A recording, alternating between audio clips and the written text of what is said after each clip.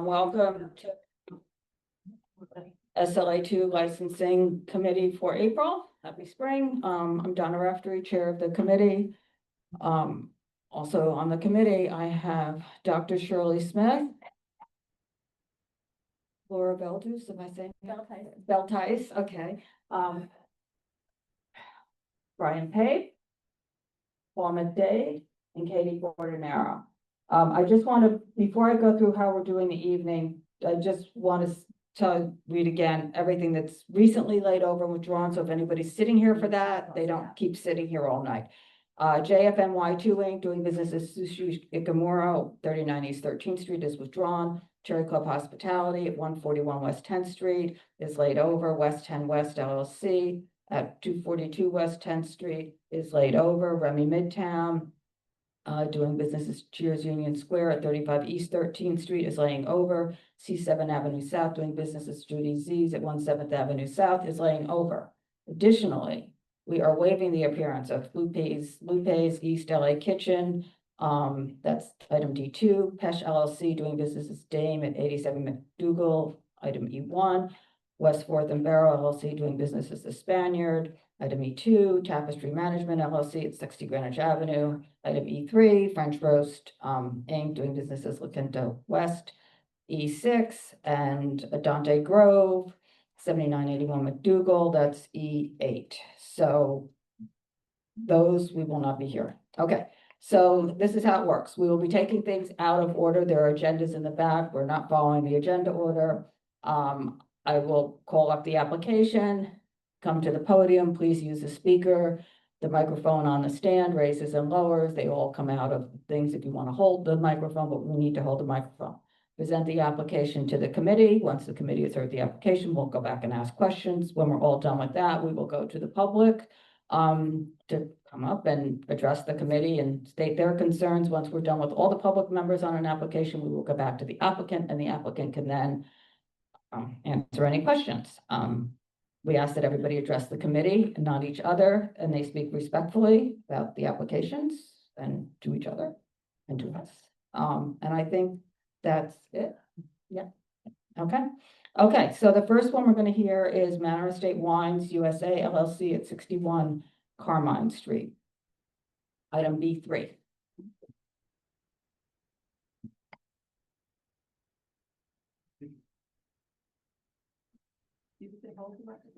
You don't have to hold the microphone, but just make sure it's on. It's on. Yeah, you might, you really have to speak right. Hello, can you hear me? Yes, that's Yes. better. Good evening, everyone. Good evening, community board. It's good to be up first. Yes, so I am proposing to open a very boutique, elegant, small wine bar tasting room, 300 square feet, with a tastings of boutique wines from around the world. State your name and speak to us. Sorry. Charlene Robishenko, Manor Estate Wines. Okay, sure.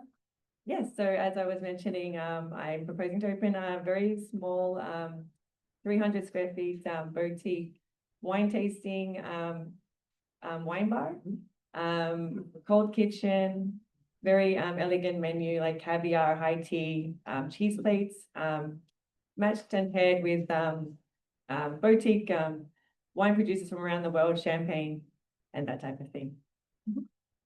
And the hours?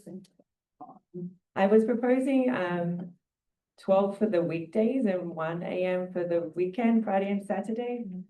Not that we're expecting to be a very loud and busy place, but because we're only small, we just thought like we are a place that people will come before dinner and after dinner. So maybe if someone just wants to wander in, we will be available. So that was our thinking behind that. Donna, are there any packets for us? Oh, yeah, did you bring Yes, packets? I Yeah. do.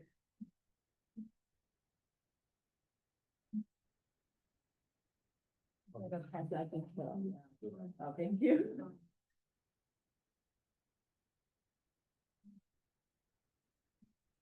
Are there any changes to it from that? I know, there's a yeah. Sorry. And I just have a color.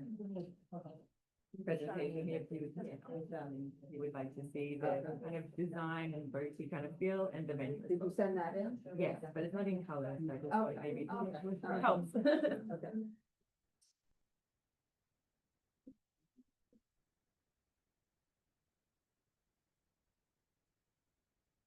Okay, so the hours were, Midnight during the week and 1 a.m. on the Friday and Saturday. okay, and, background music only, Yes, yes. no TVs. No, just, it's a very boutique, elegant, quiet place to come. Very small, keeping it very elegant, yes. Okay, did you meet with the block associations there? Yes, I met with, 3 of the block associations. David Gruber with the Carmine Street Block Mhm. Association. I think he may have written you a letter. Yes, And I so, also spoke with Zach Owens as well. okay, and then Kathy Arnton, Kathy? Yes, and Leslie. okay, You did not send. you didn't send me any, No, I didn't. okay. So what I did get from them was that, let's see. Carmine Street Block Association and the Central Village Block Association met with the above mentioned applicant. Applicant agreed that there will be no outdoor freestanding structure or roadbed. Agreed. Dining, yes, yes. okay. I think that was an error. I didn't add that, so.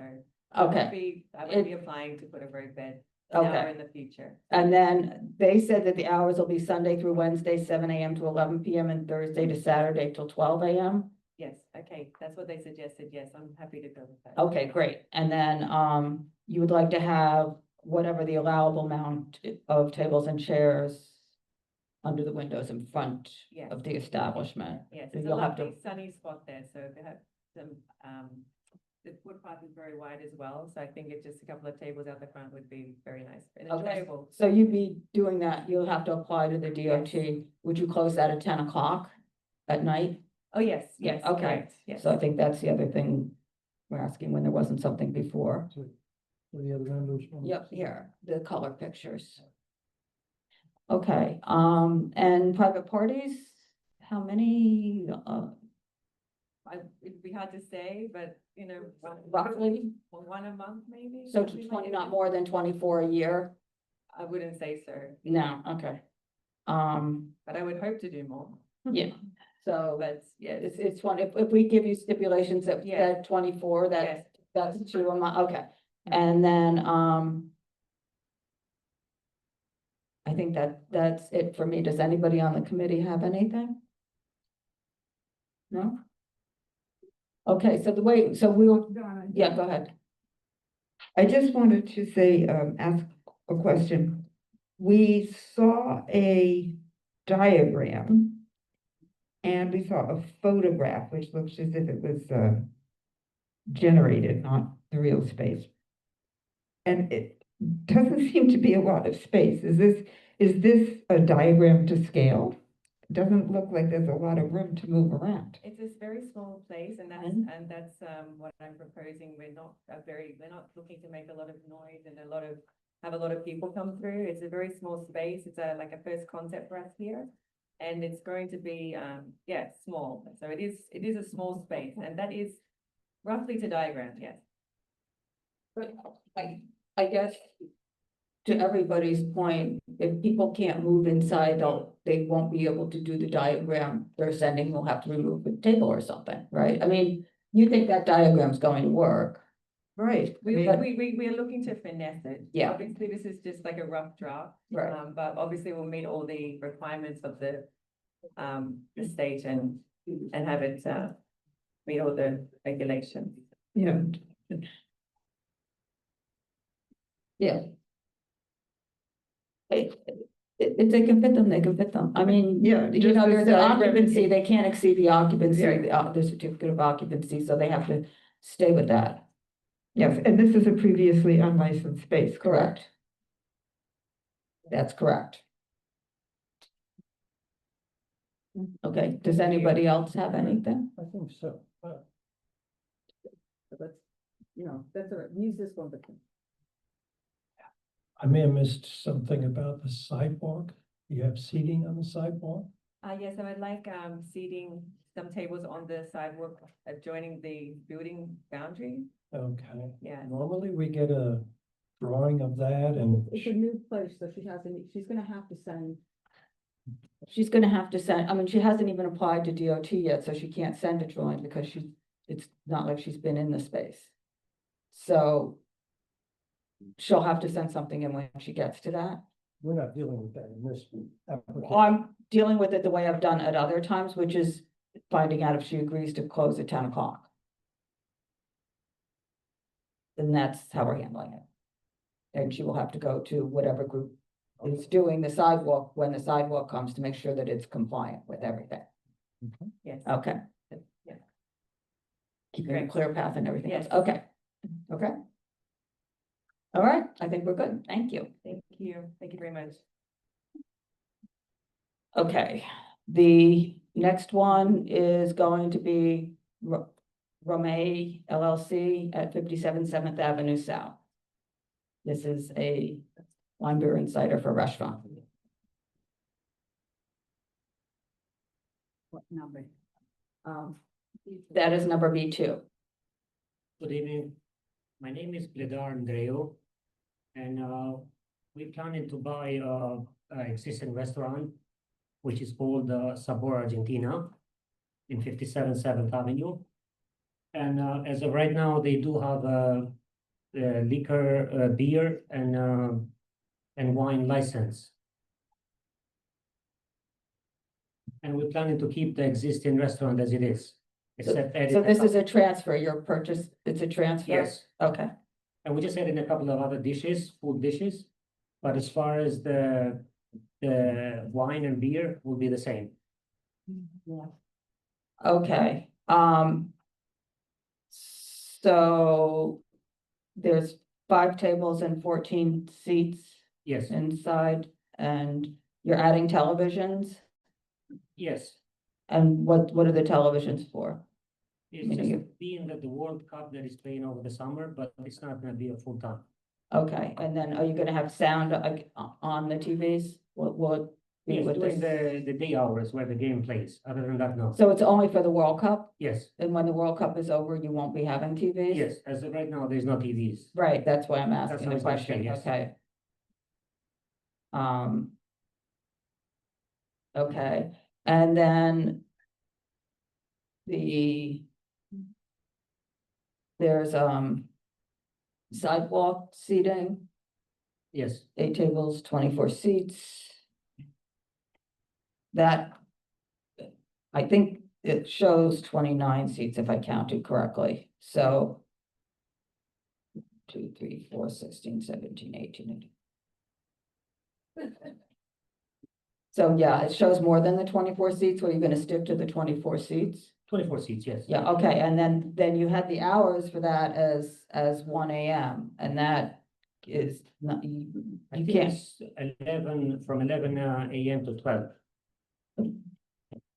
Your hours are 11 AM to 12, but the sidewalk, No, sidewalk closes 1 hour at prior 11 at PM. 11. yeah, Right, that's 11. what the old stip said, okay, Yes. and Everything stays then, the same. okay. And you might put electric heaters out there, Yeah, during the winter, yes. okay, and then you'll have to get approval, however they, Of course, right, yes. yeah, and then, background music only. I think that's it for me. Does anybody have any questions? Does he have packets for us? Oh, I keep forgetting. Did you bring any printouts Yes, of the I do. application? Yeah. Everybody, please remember to hand out the packets when you come up instead of midway through, because I don't ask. Joining us is Carter Booth on the committee. And Cormac Flynn stepped in as well.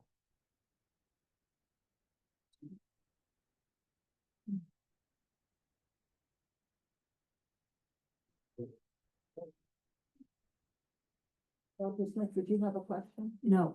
Oh, I'm good.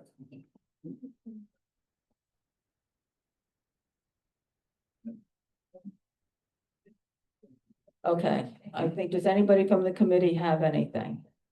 Or I'll go to the public, because I think we have people from the public on this. So anybody who's here from the public on this one?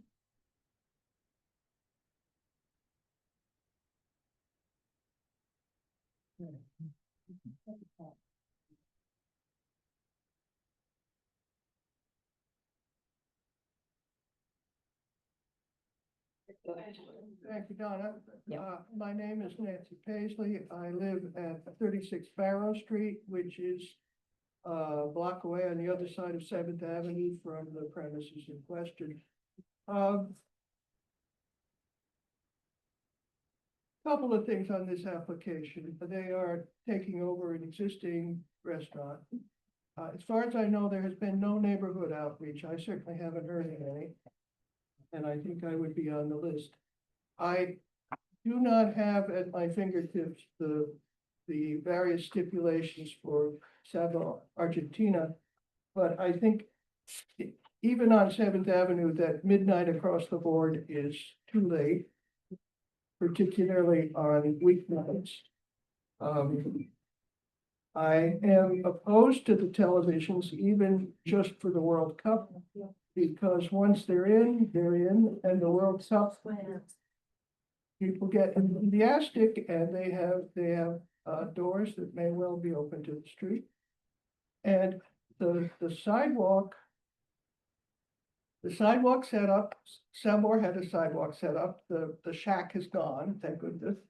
But what we've got here is basically the tail wagging the dog. The sidewalk is about double the inside space.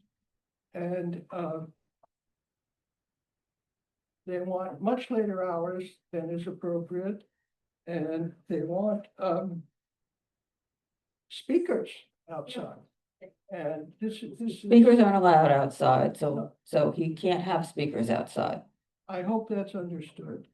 And I would hope that the outside would close at 10, like everybody, like all the others. And actually, what we've been doing is if people had previous stipulations for the sidewalk cafe, we're not asking everybody to close at 10.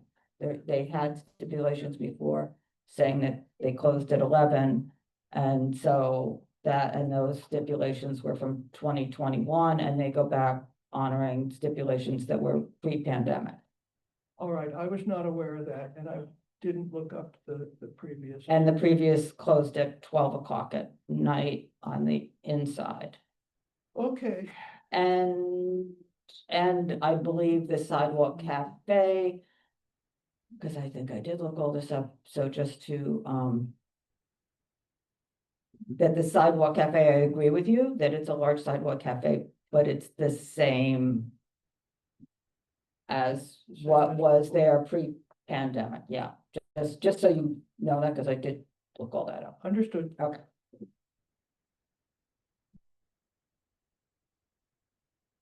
Thank you, Leslie Clark with West Village Residents. I would make the same points that Nancy just made. I also, Augustine and I wrote you an email about this. I'm sorry that he actually said in his application that he wanted 1 AM outdoors, since this is clearly impossible.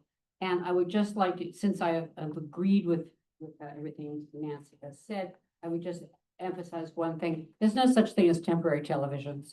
Televisions put on the wall will not come down. We would oppose them putting up televisions, period. I am sure that 1 year from now, if those televisions are up, they'll still be up. And by the way, restaurants don't play the World Cup. This is a bar, a very small indoor bar with a large double-sized outdoor presence. Therefore, we are opposed to the speakers outside, which again are not part of NYC, and any screens inside. Thank you. Okay, anybody else from the public? Okay.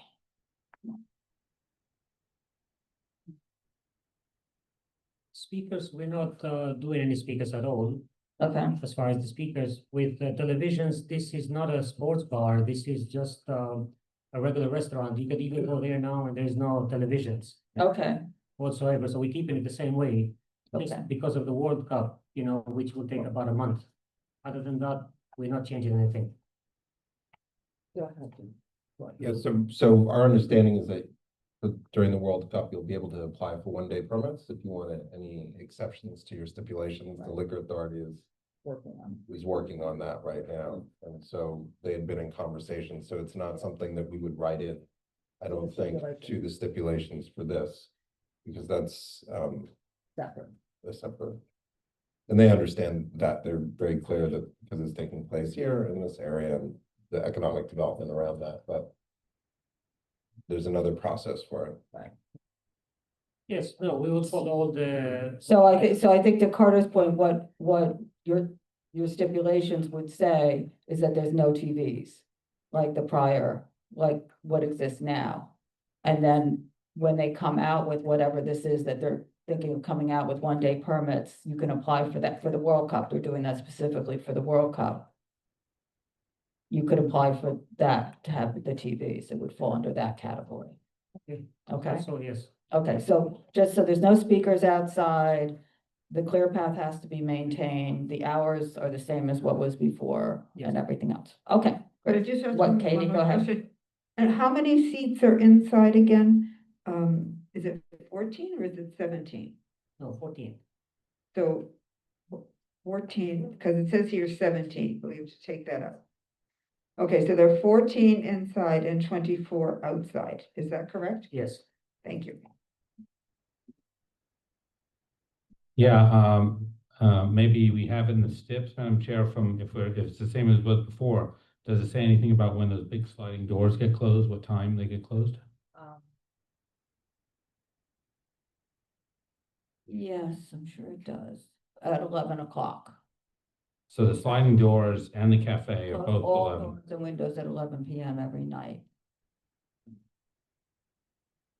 Is what that says. yes, that will remain the same. Okay. And even in July, when the World Cup is on, you have to keep, and you have the air conditioning on, you have to keep the doors and windows closed, right, Donna? Right, if the air conditioning's on, the doors have to be closed. Okay, That's it, I think that's the city rule or something. Yep. Yep. Okay, all right, thank you, everybody, good, okay, thank you. thank you. Okay, the next one is going to be for Charles Street Restaurant LLC, doing business as 4 Charles Prime Rib at 4 Charles Street. This is a change in method of operation to extend the outdoor hours, and this is item A2.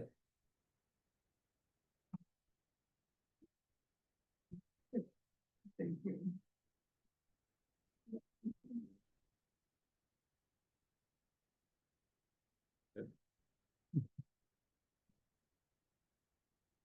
You go down at your.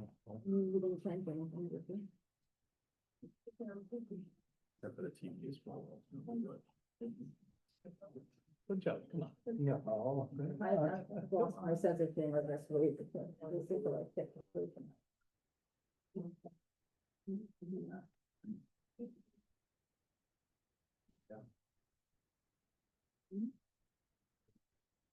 Good.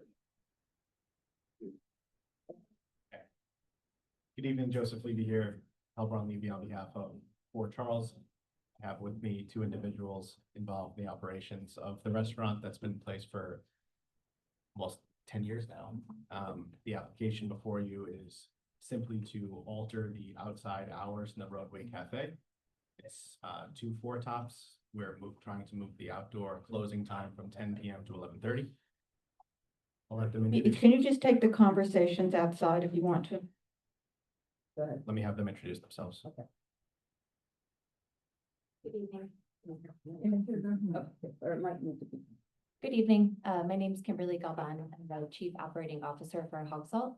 I'm very heavily involved with the operations at Fort Charles as well as our other restaurants. Thank you for having me. And I'm Esteban Dudley. I am the New York Service Director, so I've been working with the Fort Charles team for about 3 years. So as mentioned, nothing is changing with the interior operations of the restaurant. As per the board's request, when we asked for the extension of alcohol into the new roadway, we took a 10 PM close. We'd like to extend that to 11:30. It's 2 tables, 8 seats total, 2 4 tops, of 88 total signatures, 77 from within 2 blocks. Generally try to run a quiet operation, not bother anybody. If you have questions, we're happy to hear them. Does anybody from the committee have questions? Cormac?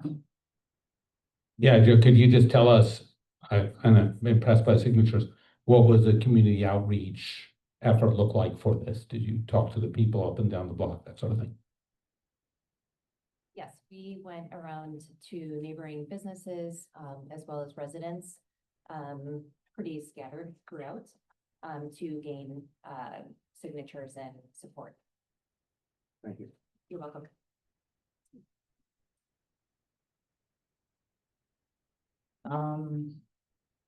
What's the setup gonna look like now? It's 2 4 tops. I believe there's a picture of it. There's a picture, but it has the roof and everything, because I think that's the old, and this, is that what it's going to look like with the roof and the, Yes. yes. And the screening on that side.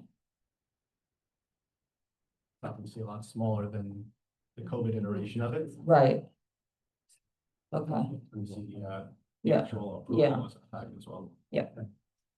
okay. Does anybody else from the committee have anything right now? Because we have people from the public here, so I will go to the public. Come on up.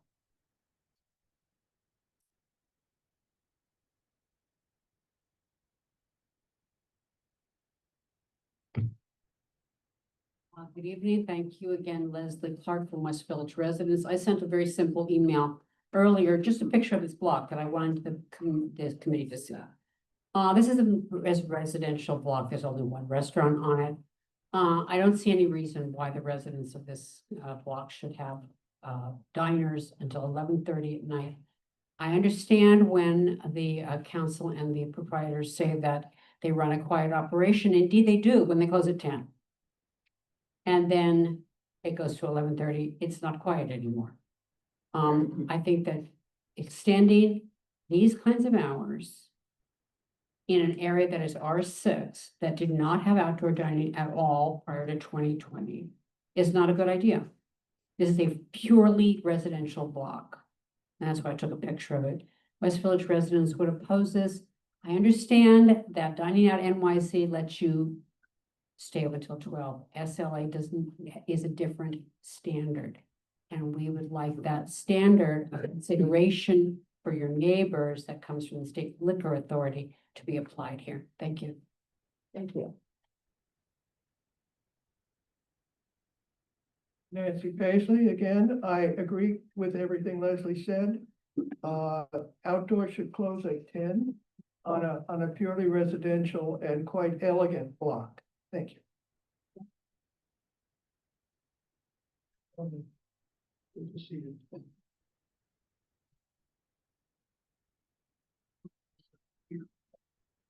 My name is Norma Cote. I am here in opposition to the proposed extension of these hours. As previous speaker said, this is definitely a residential block, and noise is a particular problem. The applicant pointed out that this is a small setup, but I can tell you from my experience living near an outdoor operation, that size and capacity do not necessarily correlate with noise. A party of 4 can make an awful lot of noise if they're boisterous and having a good time. I have even seen a party of 2, very loud, very happy, and they stayed until closing time. They were the last ones there. They closed the place up. So we have no assurance that it will be quiet just because it's small. And I would also point out that we have no assurance that it would stay in its current size. There is currently a bill before the city council to allow roadway cafes to extend it in front of the properties adjacent. So if this is 20 feet, you may have 40 feet if it goes on one side. You could even have another 20 feet if it goes on both sides. So you would end up with a 60-foot installation. I would also note that you can't really make an exception for one applicant. Other applicants are going to be around, other operators, and they're going to say, well, you did it for them, you have to do it for us. And that is a real slippery slope. And finally, I would like to point out that this operation has not been approved. Outdoor roadway setups are supposed to be taken down by November 30th. This operation has not. In 2025, that setup did not come down until January. over a month after the deadline, and it came down only after the Department of Transportation sent out an inspector who gave them a compliance notice. So I think this is the wrong place for that kind of action.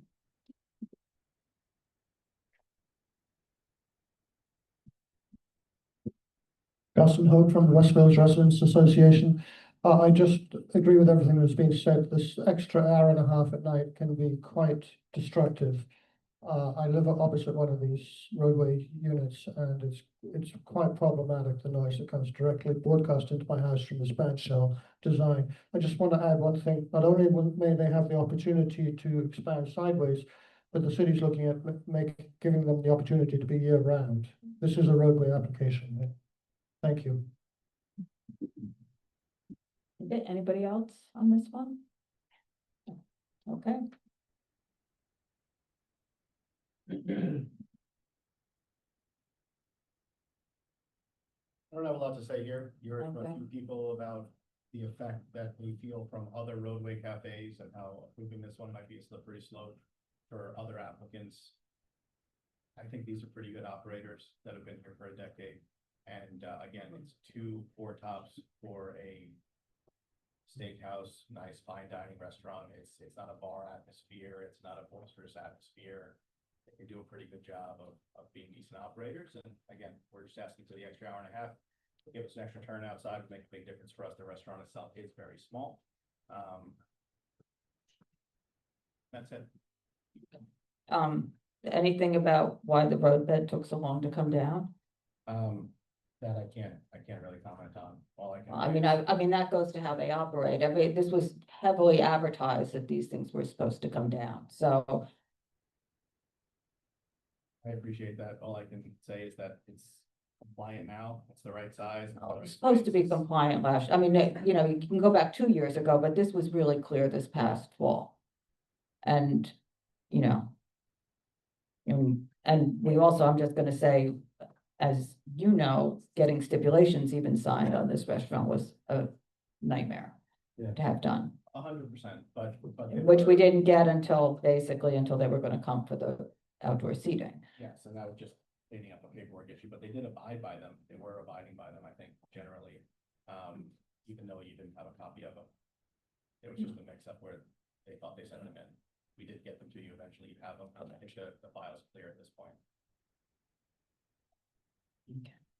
I was gonna say, if we just have the representatives from the restaurant explain why this wouldn't happen in the future again, because this was complicated for us and took an enormous amount of time from our office. Sure. And the chair of the committee, It so, was, but I'd like to hear from them, Yeah, sure. just because they're not, you don't sign.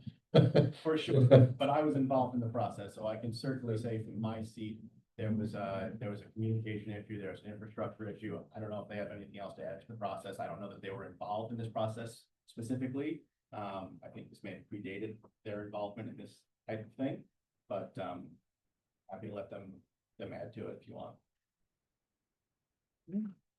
Yes, to Joseph's point, I don't unfortunately know.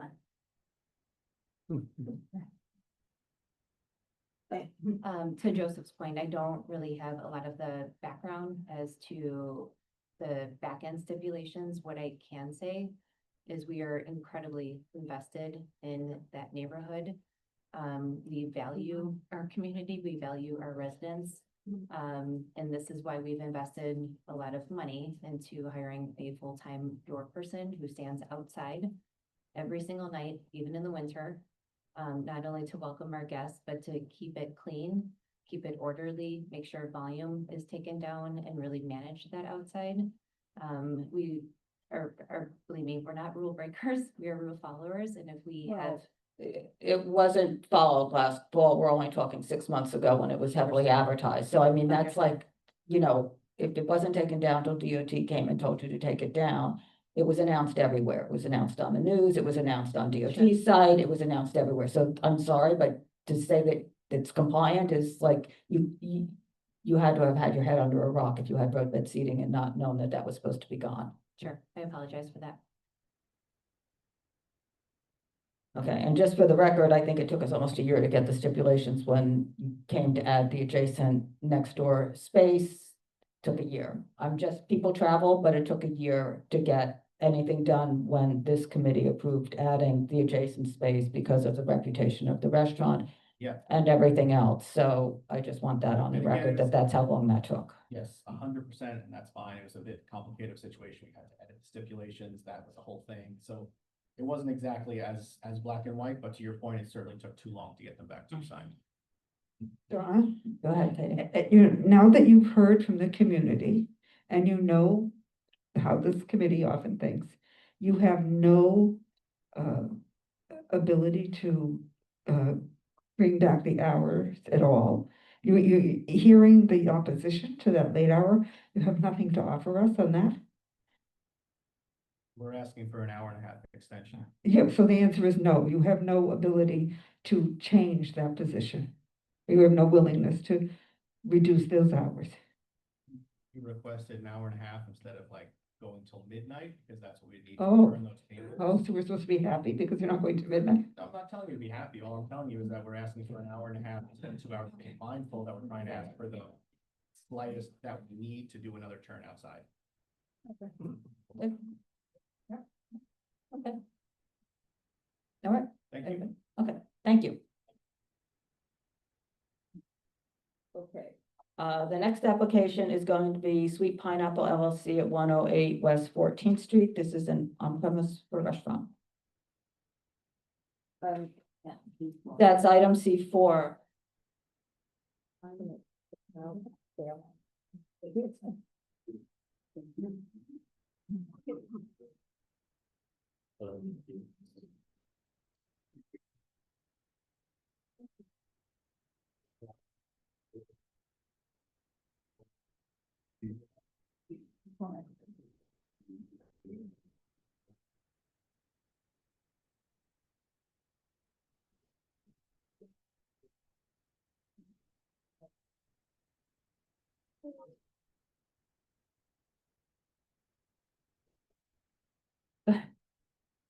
Good evening. My name is Sam Paul. I'm the representative. I'm here for Sweet Pineapple LLC. And we are here for applying for beer and liquor license. And then this is going to be Thai restaurant. I'm here with the applicant, the owners. What's the name? Good evening, everyone. My name is Amita Jimenez. Is the owner of Sweet Pineapple LLC. And hour of operation is going to be 11 a.m. to 11 p.m. 7 days a week. And we'll have on the background music and no outdoor seating and no backyard. And we'll have on the 20 table with the 54 seat and the 1 bar with the 10 seat. That's all. No TVs. No. And what is Amita's experience? Hi, so I own one restaurant in Brooklyn Heights since I'm like 25. And this is gonna be my second one. So I'm so excited to do a new experience in West 14. Okay, so just for this was licensed before for beer and wine only, so this is, it was never licensed for full liquor before, and I'll just ask, why do you need the full liquor? So somebody else, because somebody's gonna ask that question, so. We're gonna have the variety in the cocktail with the neighborhood and serving with the Thai food. Okay. And is there any use of the basement? No, patrons don't use the basement. Okay. Yes. Does anybody from the committee have any questions? Katie? I'm sorry. So are there people who live upstairs in that building? I believe we have one gym upstairs. A gym? A gym, yeah. The second floor. And what's the average check going to be? For the restaurant. Yeah, like how much are you calculating each guest will spend for their meal? There were no prices on the menu. So approximately is gonna be around like that. You sure yours speaking in the mic? Price is gonna be around like $20 to $25 main So- entrance. For the main end, so a typical check would be $50 if someone has an appetizer, yeah, okay. Okay, and you say there's no one living upstairs? Yes, the second floor is the gym, is the fitness, so that's one of them. So, but the third floor, I'm not sure about that, I never been for before. Because I think on the C of O, it says there are apartments upstairs.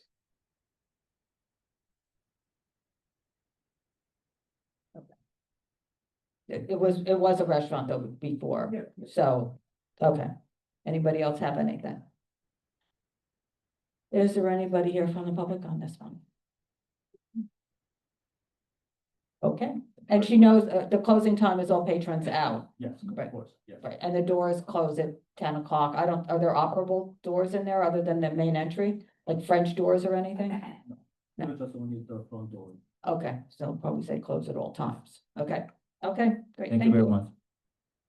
Thanks. Okay, the next application is going to be Hungry Llama LLC at 679 Washington Street. This is to add sidewalk and roadway. Donna, can we just be sure about these windows that they've pictured, the front facade? Okay, does it have operable? Oh, yeah, they all open, fold out and open. Okay, right? so- Application. So the windows, the doors, so you'll close them at 10 o'clock? Okay, Thank you. okay. Well, here. Is anything new in here? No, this is everything I've already showed. Anybody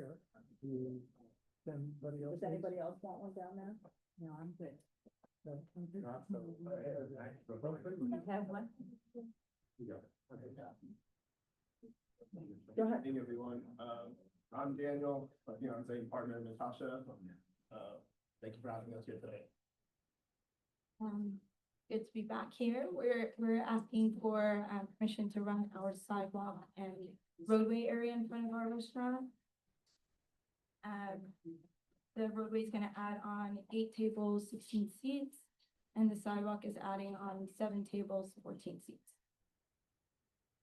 And some of those are in the property line, is what Yeah. you clarified that with the better, The sidewalk. kind of it crams in that Yeah. column, in between the columns. And our doors do open, as some of you guys know. Yeah, so that was, which space, can you just do me one favor? I just printed this out from Google Maps. What is your space? Are you the 2 bays that are right to the north of the parking lot? Yeah, oh, this is very, Well, it's all I could get from Google Maps. yes, we are the, It was- what this garment care was, so we have 2 storefronts, basically, just with a The column two, between. the 2 that are, okay, Yes, so these 2 here. those 2, okay, that's what I thought. Yeah, you just visualize these, so you can. Right. Okay, so then the question I'm going to ask you is just, when you came to us originally and signed the stipulations, it said that there was not, you weren't gonna change the facade and but the facade has changed because now all the doors open. Yes, but those doors were not already there when we took over. So So when the we took person over, before you changed the Complete owners doors? Had to, I think those doors were broken. They were like glass and Okay. completely shattered. When we took over the lease, we didn't make change. You didn't make any changes, those changes were done, okay, and then the other thing was that, there wasn't supposed to be outdoor seating and you had the outdoor seating. Yes, So that's gone, yes, we took over that. We did get like a ticket from the DOT. We were a little bit confused about our own property line because we do keep some tables within it. And so since then, we've only operated within our sidewalk line. Fair, within our property. okay. Yeah. Okay, so, and you're going to, and your hours, your operating hours, We have permission to 10 on weekdays and midnight on weekends. Mhm. We're asking to keep this, and our doors close at 9 is our stipulations. Right. And we're asking for the same up till 10 PM for our roadway and sidewalk. for the roadway, okay, But currently, we are only operating from 8 to 6. So. okay. Okay, all right. Committee have questions, Katie? Oh, I live in West Village houses, further down, but, I was emailing today with the people who face you in the 668, 680, 684. You have a lot of, and I know this even so, you have a lot of supporters. However, I took a picture of your sidewalk today as I was walking over here. And you have tables all over the place. You have these little stools, which I see frequently because I walk by. So can you explain where your property line is underneath between the columns? Yeah, it runs like the whole front. Well, this is what it looks like today. Tables all over the sidewalk. I don't know if that's permitted. It's not in the furnishing zone or anything, I can say. Oh, I know, it's Well, not, no, I didn't but- say it was. Well, When we set up in the morning, and obviously we do have customers that come and move things, we do our absolute best to move them right back and inform them. But okay, so this is how this program works. You have to have a perimeter out there. That's what's going to control where the tables and chairs are. There are 4 tables out there right now. They're, yeah, so since you have stipulations that say that you're not supposed to have tables and chairs out there, you're not supposed to have tables and chairs out there. DOT may have approved, but your stipulations said no tables and chairs. That's part of your liquor license, you know, that's, so you're not supposed to have the tables and chairs until until it changes. Understood, yeah. So, and then as part of the program, of the dining out program, you're supposed to have a barrier. It can just be a simple stanchion. It doesn't have to be anything fancy that marks where your sidewalk cafe area is and keeps that clear path. And you may want to put some tape or something on, I don't know, so that you're not measuring every day. And then everything needs to stay inside of that area and the clear path is maintained. And that will help prevent your customers from dragging the chairs all over the place too, and you getting in trouble for stuff that your customers are doing. So they can put tables between the columns. So my understanding from the drawing that they sent, so they can correct me if I'm wrong, is that the property line is sort of the depth of that column, which is looked about, what, 18 inches, a foot? Is 12 inches? It's just 2 feet, yeah. Yeah. So that's the property line, so they can certainly, they don't have to Yeah, okay, good. come to DOT to put the tables and chairs in the property line, but they still have to. And can they put as many tables and chairs as they like there? We don't have any say over how many tables and chairs go in that space, which is fine. I just want us all to be No, clear. well, basically what we have before us is an application that says how many tables and chairs are going there, and that includes the property line and the Okay. sidewalk cafe. Okay. So they won't have more than 7 tables and 14 seats on the sidewalk, or 6 tables and 16 seats in the roadbed. They may have less than that, but the stipulations would say not more than that. And it would also say that they have to maintain the clear path and follow all the rules. So if they can't fit that many in and maintain the clear path, then they will not have that many. Otherwise, somebody will make a complaint and they might get a ticket. Now, the only other, people were very complimentary, I have to say, yes. But there was concern, and I do know this independently, you've got influencers who are very interested in your property. And sometimes they're a little loud on the sidewalk.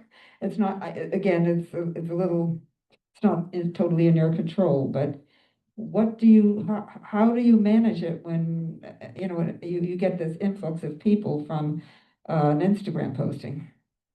To be quite honest, these things can happen almost overnight, and it's very hard on the business too. And I understand people even go around the corner, and I have really no control of their, like I say, the 140 Charles, for instance. But I do go out there and I do manage the crowd and bring people in so that we're safe in there, because I don't want to crowd it. The egress for the customers is the most important thing. But as far as the influencers coming in, we don't reach out. People reach out to us and say, we don't care for this. This is a community place. Yeah, I would just add, from what you guys know, when we came to you 2 years ago and opened this business, this was always meant to be a neighborhood cafe. It operates exactly like that. We do get an influx of influencers that come on their own, and when they do, it impacts our business a little bit, but You know, you can, for customers, ask our neighborhood, we do everything within our powers to keep our volume down and keep everyone, like he said, safe. Because that's kind of the issue we see when there is a large amount of people coming in. We don't ever go over our capacity, and when we do need to ask people to come back at another time on a weekday to space out the weekend crowd, we do that. So as that's well. what you do, you just, do you text them or something where there's room or? We don't do reservations or anything. The whole concept of our place is come in and enjoy the Yeah. space. So, we don't do that, but we give people very realistic understanding of what the time to get their food would look like. And so some people will say, you know, if you come back on a Monday, you can get your food in 10, 15 Right. minutes. But if you want to wait in this line now, it'll be an hour. So, and I think people are just love to hear that they can come back and get the same food and coffee at another time when it's less crowded. Okay. Yeah. Laura? I had a question. I'm looking at your diagram on page 3, and I think I'm reading this properly, but for the private property line, that's assuming the doors are open, and then you're putting the tables and chairs. Our doors are behind our line. So we have a little space in front of our doors that is our property line. Okay, got it. And I remember from eating there, there's a kitchen like off to the right. So to the right of the column, are those doors opened? So both sets of storefronts have the ability to open the same way. They're doors that kind of bifold open. Okay. We don't, when the weather's nice, we open both, and sometimes we open one and not the other, but they're both capable of the same thing. So it looks like they open out to this, they fold out to the They fold sidewalk out next and to they the column? Yes, they fold against. So that's how they can, But the kitchen is to the right. It's this area. Yeah, so when you walk in, we basically have like 2 storefronts. One whole side is customer seating and the other side is our cafe and kitchen. But this to me reads that you're sitting in the kitchen. Am I totally? Ah, I see. So there's a counter there that's like right up against the glass. So when you Okay. open those doors on that other side, it's like you're looking at the espresso machine and our staff working behind a counter. Yes, okay, I'm with you now. Thank you. okay. Anybody else comment? Yeah, I just want to walk through again this thing about the change in windows. So this happened before you signed the lease or? It's Yeah, so when we took on the lease, we didn't, they were not functioning, like, there was no really storefront up there. And so the landlords took care of it for us. I see. And I so, think they did it to match, they own the whole corner and they matched. The wax all the storefronts. way down, because that's, Yeah, so they just did like doors that matched the whole side. okay, thank you. okay. Anybody else on the committee? Is there anybody here from the public on this one? No? I thought I had a sheet to this one. Okay. Okay, I think we're good. Thanks for the updated diagrams and everything. I appreciate you getting those back. Okay, the next one is going to be Ruby's West Village LLC, doing business as Little Ruby's Cafe at 225 West 4th Street. This is an on-premise restaurant space to add additional space. Did you get them down there? A1. Oh, so. A1, do you all have, I just want to make sure the committee has gotten the packets. Okay, down here. I put some down there. Pass them down, please. Okay, go ahead.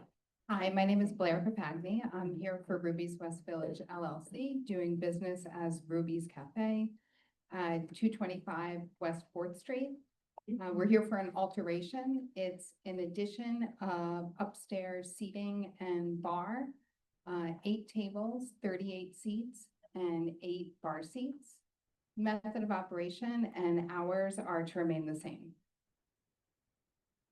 Okay, I'll start with my main question on this. How do you enter the new space? Sure. I'm going to pass over to Alex, who can speak to that. Okay, and Alex, first name, last name, and what is your role? Yes, good evening. My name is Alexander McDonald. I'm the Director of Operations for the Ruby's. The primary method of egress for that area is going to be an internal staircase. Over. Yep. Right. Yeah, go over the diagram because I'm not able to figure that out. Which diagrams would be looking at? Yeah, I guess so. so let me just, Diagram you're looking at, so we can see the photo. Just at the top right of the Got it, okay. that, Okay. yes, I think it's in the right corner by the bathroom, right? There's stairs. right, there. but where, what my question is, so that's, where does that connect to what's existing? This is going to connect into our back ice machine room. It's currently being used for an ice machine room. So that's, so on this diagram, that's in the, here, Yes, to the left of the bar area? Can you just point it out? yes, exactly, yeah. So on the, it's that area here. Yeah. Just to the left of where it says bar. on Hold that up. Hold it up a We're second. just trying to We're figure out just trying to which figure out, because I'm not, because I don't see the stairway in there, so it makes it. Do you want him to difficult. just come and point it on yours? Sure, It might be yeah. easier. So what we have is a little bit different, I don't have mine, so. Yes.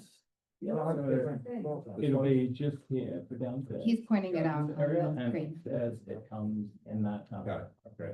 So the other one is turned around. Is that right?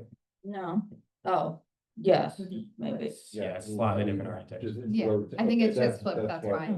No, So well, this- they match up to No, each no, other. this needs to turn, Not quite. right? Yes. Yes, it needs to be flopped. 180, Mhm. right? So we also don't see the stairway, you're adding the stairway. Correct. So it's not on the diagram, but it's being added in. So that's how you'll get the food up and down. Mhm. And the customers how will the customers enter the new space? It'll be primarily through that stairwell. We will have someone at the door upstairs to keep an eye on things, but the host stand will stay in the same spot it currently is. So your main entry will remain where it is on Seventh Avenue, and then you'll just be bringing the people past the bar to that stairwell. Yes. Okay, so then, and you have ADA accessibility downstairs. So you don't need the ADA accessibility upstairs because you have ADA accessibility Yeah, it's downstairs. grandfathered in. Yeah. And we don't use grandfathering, it's previously non-conforming use, just saying. Donna, can we've been trying to figure out this mirror. So what Okay, is in so- the space where the stairs and the first floor are going to be? What is this use space of what's the use of this? Currently, it's just the ice machine. Oh, okay. So you're gonna have to take down a wall or something to, Exactly. And- It'll be a kind of the staircase. Okay, do me one more favor, just come down to them down here and do the same thing.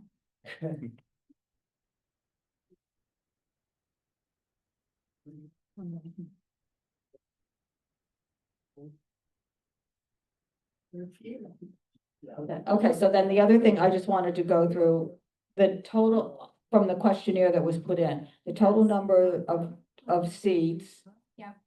Make all add up, okay, Yes. so that adds up. Okay, But what I got was 43 tables. Which was 35 tables and 70 seats okay, in the existing space, and one bar with 10 seats. And then I got the 8 tables, the additional 8 tables, and I believe it's 70 seats, no, and 38 seats. Does that make sense? Mhm. Yeah. I think, right? Yep. And then, so it's, the bottom line is the same, 20 seats in the enclosed sidewalk cafe, 38 seats in the outside sidewalk cafe. And there was a bar upstairs. So it's 182 seats altogether. Yeah. Okay, so there's just a slight adjustment in what's what. Okay, and then the hours are the 12 and 2. And the outdoor closes at the sidewalk. I have that. I think, at 10:30? is that right? No, the outside closes at 10. 10, that's the stipulations. I think there was some, because I was seeing 10:30 and things, but the stipulation agreement says the unenclosed sidewalk cafe and exterior seating within the property line will close not later than 10. Okay. Okay? Yeah, I think that's all for my questions. And main entrance is still staying the same way, so Yes. you'll have some signage or something on that Exactly. upstairs that puts people down. Okay, does anybody from the committee have any I questions? just have one more question. Go ahead, on Katie. it. So in order to access the restrooms, are there stairs that you have to go up? There's already a set of restrooms downstairs. We'll be adding a restroom upstairs also, so. But are there stairs on the first floor from the front to the back by the service bar? Or is it flat? Yeah, no, they're upstairs there, yes. So there's no bathroom that's accessible, On that top floor, no, this was. or even on the first floor? On the, sorry, on the, on the, I guess, the mezzanine floor. Thank you. So there's no actually, it's a good question. There's no bathroom anywhere in the restaurant that's ADA accessible. Is that correct? Yes. Okay, no, I mean, well, it was previously existing non-conforming use, Not grandfather. not grandfather. Okay, does anybody else on the committee have anything? Laura? So we're studying Google Maps. It doesn't look from Google Map, like I can't see the second floor. Yeah. It's the FedEx building. It's the FedEx building. Okay. Yeah. Okay, I think, if the committee is done, I'll go to the public. So, public members, come on up.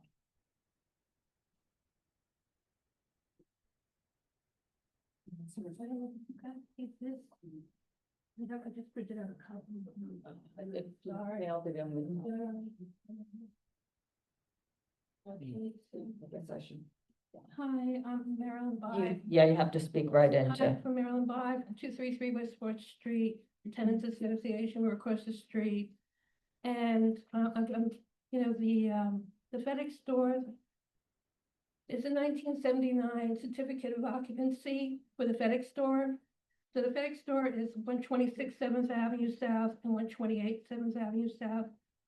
And the certificate of occupancy, which I did send to you in an attachment in an email yesterday, that upstairs it's 15 people on each side, so that's 30 people up there. That's the occupancy according to the COO. And also, so I don't really understand, they're talking about 46 people up there, but it's, unless they have to get a new certificate of occupancy. They also said on their questionnaire that they had LPC approval, but they have 2 outstanding violations. And also, I don't know, some of you might remember the railing that used to be on the sidewalk. That was never approved. So that storefront, we don't know if that storefront was ever Well, they approved. removed the railing, No, I'm just talking that. but the railing, I'm just gonna say, they did do what they said they were going to do with the railing. They removed the railing and they put in the planter boxes, Right, it was after a lot of time. but it's been there. done. No, I'm just, please let me saying. talk. So the bottom line is that, we don't know, and I called the LPC, and it's really hard for me to find out if that storefront was ever approved, the FedEx storefront. There's also a weird window on the north side of the building that, I don't know if that's ever been approved. Anyway, they got 2 violations, and it doesn't seem like all the exteriors are approved by LPC. They also said on their questionnaire that they don't need a new COO, but they're changing the use. The use is going from a store to a retail. I mean, it's going from retail to an eating and drinking, usage, which requires at least an amendment to the COO. They're also currently doing unpermitted work.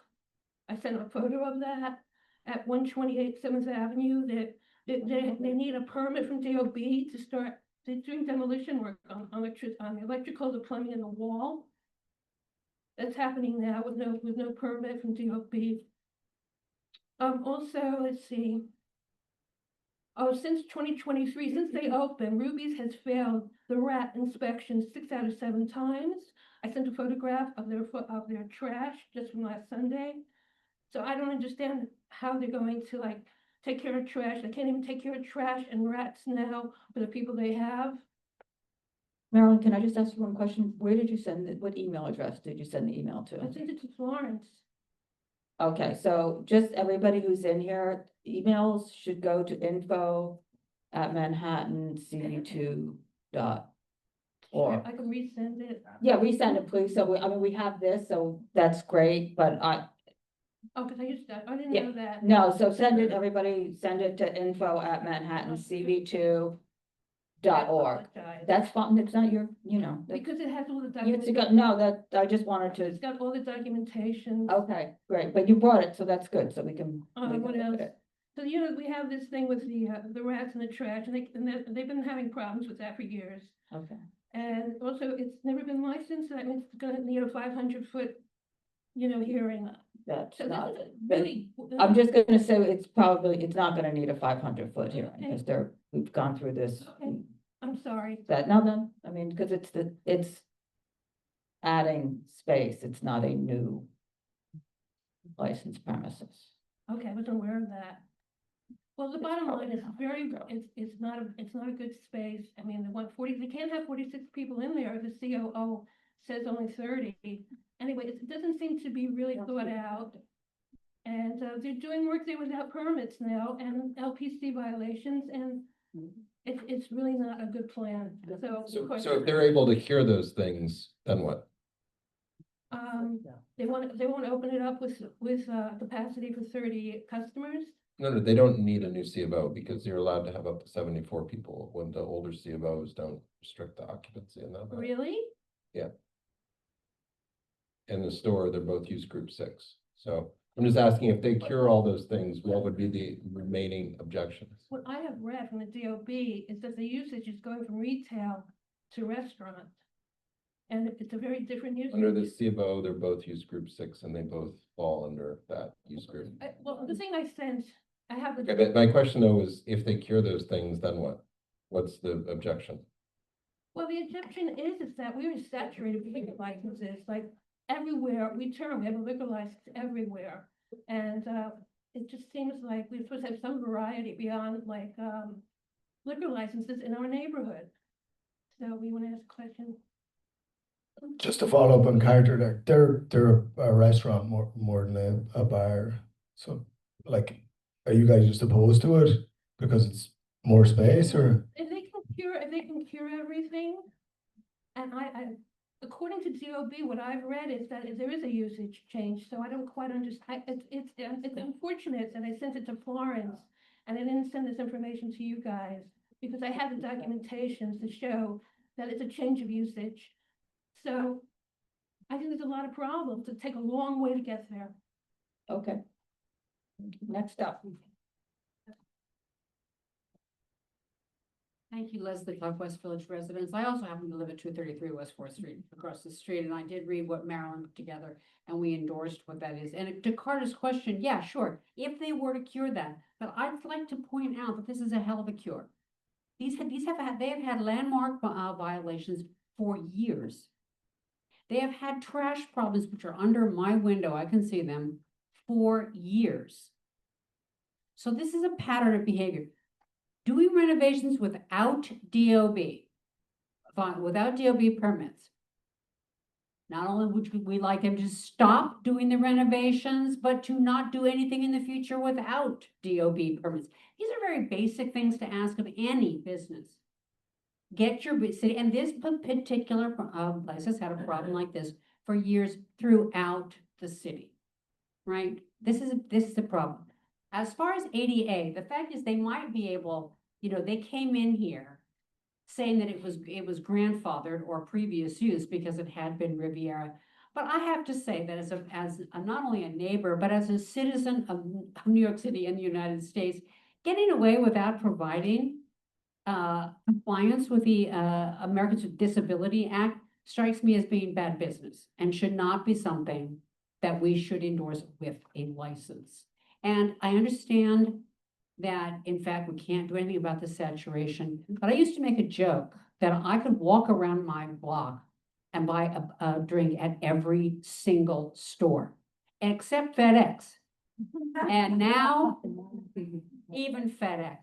I know it's not against the law, but let me tell you, it's no wrong way to run a neighborhood. Thank you. Hello, my name is Terry Emmons, and I'm from 233 West Fourth Street Association as well, apartment 7 on the top floor. And I've lived there 34 years, and the neighborhood has been saturated by all these restaurants. I'm retired now, and in the mornings, it's just unbearable to sit and listen to all the refrigerated trucks. If they're going to bring more people in, Riviera Cafe was a disaster. It was just so loud, I couldn't, never could open my windows. The trash issue is a real problem. I look right down at it, and there are rats everywhere. The trash needs to be dealt with, and if there's going to be more people, that's going to be a more difficult problem.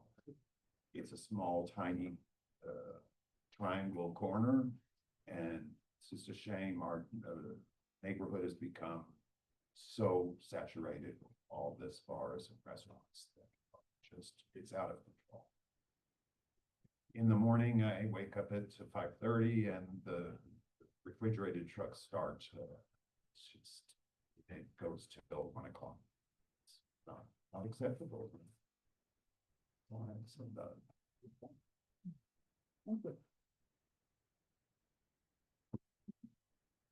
Augustine Hook West Village Residents Association. So we lose another service to our community. As I said this before, 10% of retail spaces in 2000 were licensed. It's now getting close to 1/3.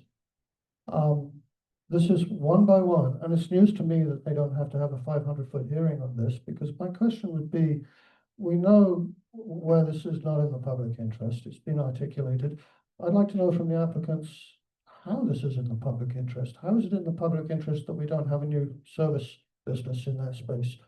Or how is it not in the public, how is it in the public interest that we don't have that turned into apartments for people to live in? We have a shortage of living space. Why do we have an expansion of another tourist-oriented business? Why don't we have something serving the community? So if they could possibly articulate to us what the public interest is, I'd be fascinated to know. Thank you. Thanks. Anybody else? Okay. Okay, if I can just speak to a few of those things. I'm not aware of any issues with landmarks, but if there are, then I'll encourage my client to get that cleared up. They've all been corrected. No, they haven't. The fence and the AC unit. Yeah. I would agree as a New Yorker for many, many years that I wish that there was more variety. Unfortunately, I think with what rents are, that it's primarily bars and restaurants that can afford to pay that rent, and that's why you see more of them popping up. And bars and restaurants are really great job creators in our communities, and they're anchors. And I think to have someone that already is operating and that has relationships in their neighborhood is a positive thing. I think that trash collection is a really fair point to bring up. And we currently have trash pickup every day. And we have 2 containers, and I think it's fair that we would look at getting a 3rd container. I mean, if we're gonna have more the space. Trash, I'll just say, and the whole way I haven't walked by there recently, but the whole way the trash is contained and everything has been, I mean, there are a bunch of problems.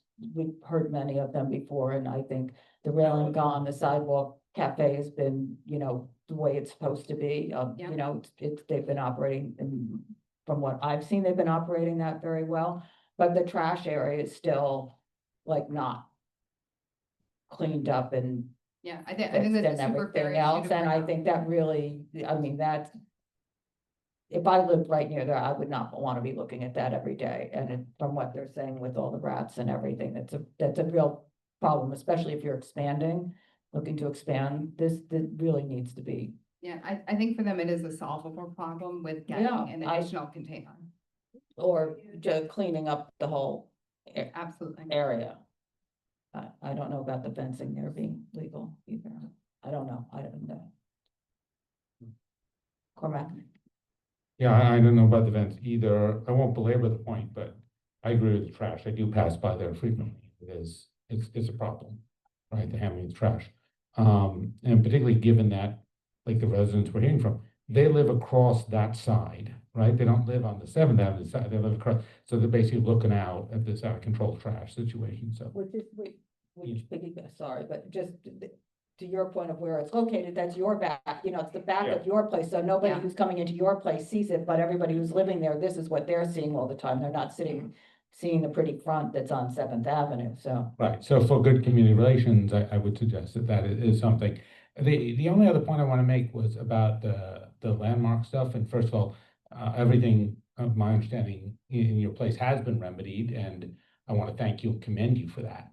And the point that I heard the community member making, right, was that,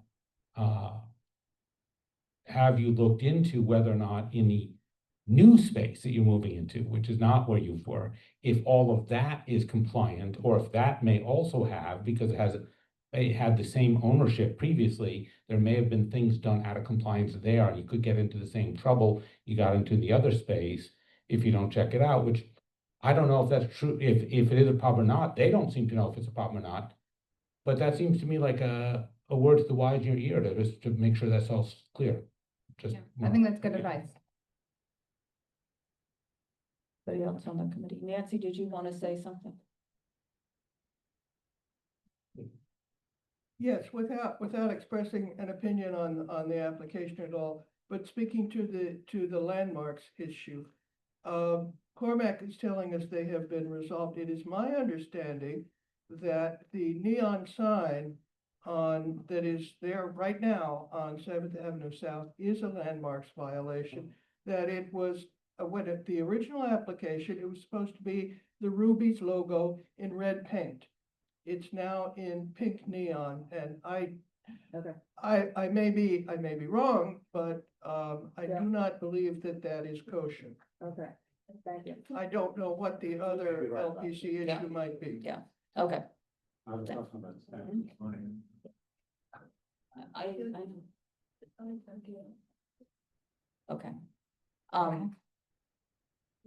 I think so. Was there anything else?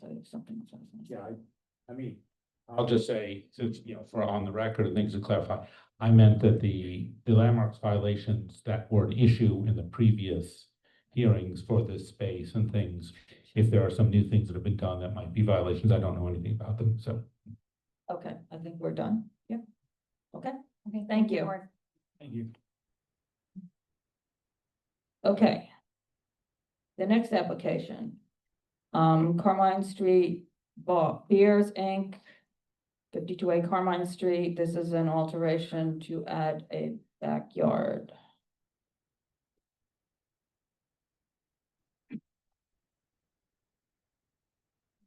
How about you? Is that anything any different than what you said? I think she sent everything to you. Yeah. Why don't we? Put down there. A3. Oh, sorry. A3. I won't, hold on. Thank you.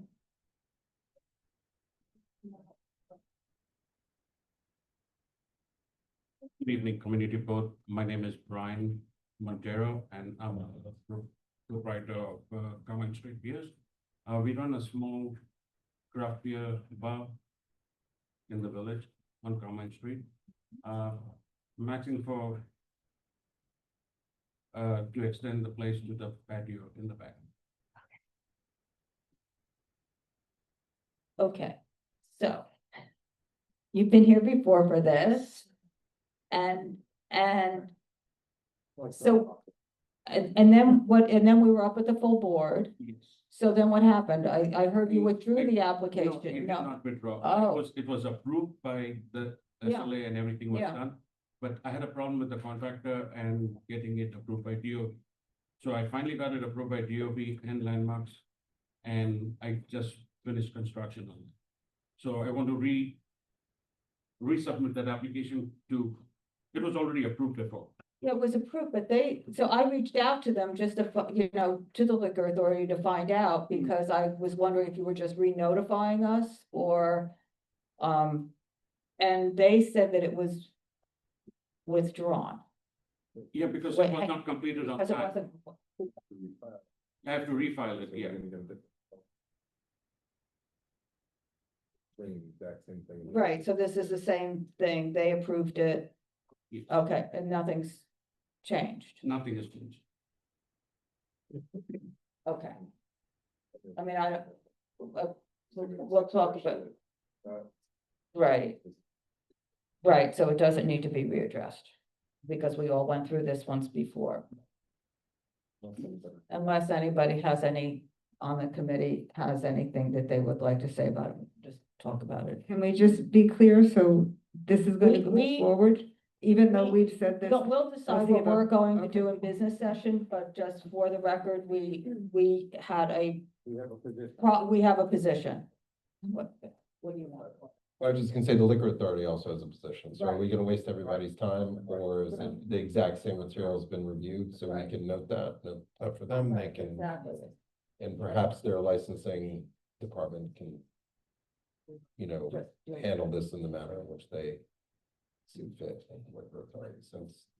Since we have a position and they have a position, and it's been resolved, so to rehear the same thing again by everybody seems. No, I mean, for them also, just it's the same thing. Okay, I think, anybody from the public here on this one? I think we're good. Thank you. Okay. The next one is going to be the Beer Garage 2 LLC, doing business as the Beer Garage at 118 Christopher Street. This is a class change. Need one?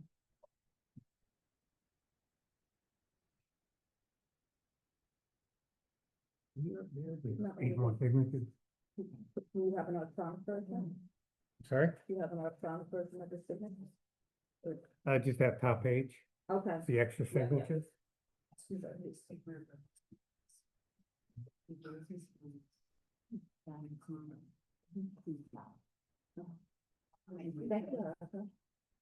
C5. Is Marina Cheney, she's the owner, attorney, I'm sorry. Michael Kelly, representing the applicant, the Beer Garage 2 LLC, DBA The Beer Garage, located at 118 Christopher Street, between Bedford and Bleecker Street. Is an application to upgrade our restaurant wine license to a on-premise liquor license. We've been operating with a restaurant wine license since August of 2021. Everything else is remaining the same, except we would change our hours to 12 AM on Friday and Saturday, 11 AM Sunday through Thursday. We have approved hours of midnight every night, so from Sunday to Thursday, we'd be closing an hour earlier. There's 3 tables with 15 seats and a 13-seat bar. It's a small place, 1,100 square feet. There's background music, and we have 6 TVs. TVs were approved previously. We've submitted 38 signatures of support from our neighbors on the block who basically frequent our establishment. We're not a destination space, but we're a spot where neighbors come to have a bite to eat and drink with their friends and they would be the people directly affected by us getting the liquor license. Yeah, these are the signs. Customers have been asking for cocktails over the years, and the owner has decided now to apply for an on-premise liquor license.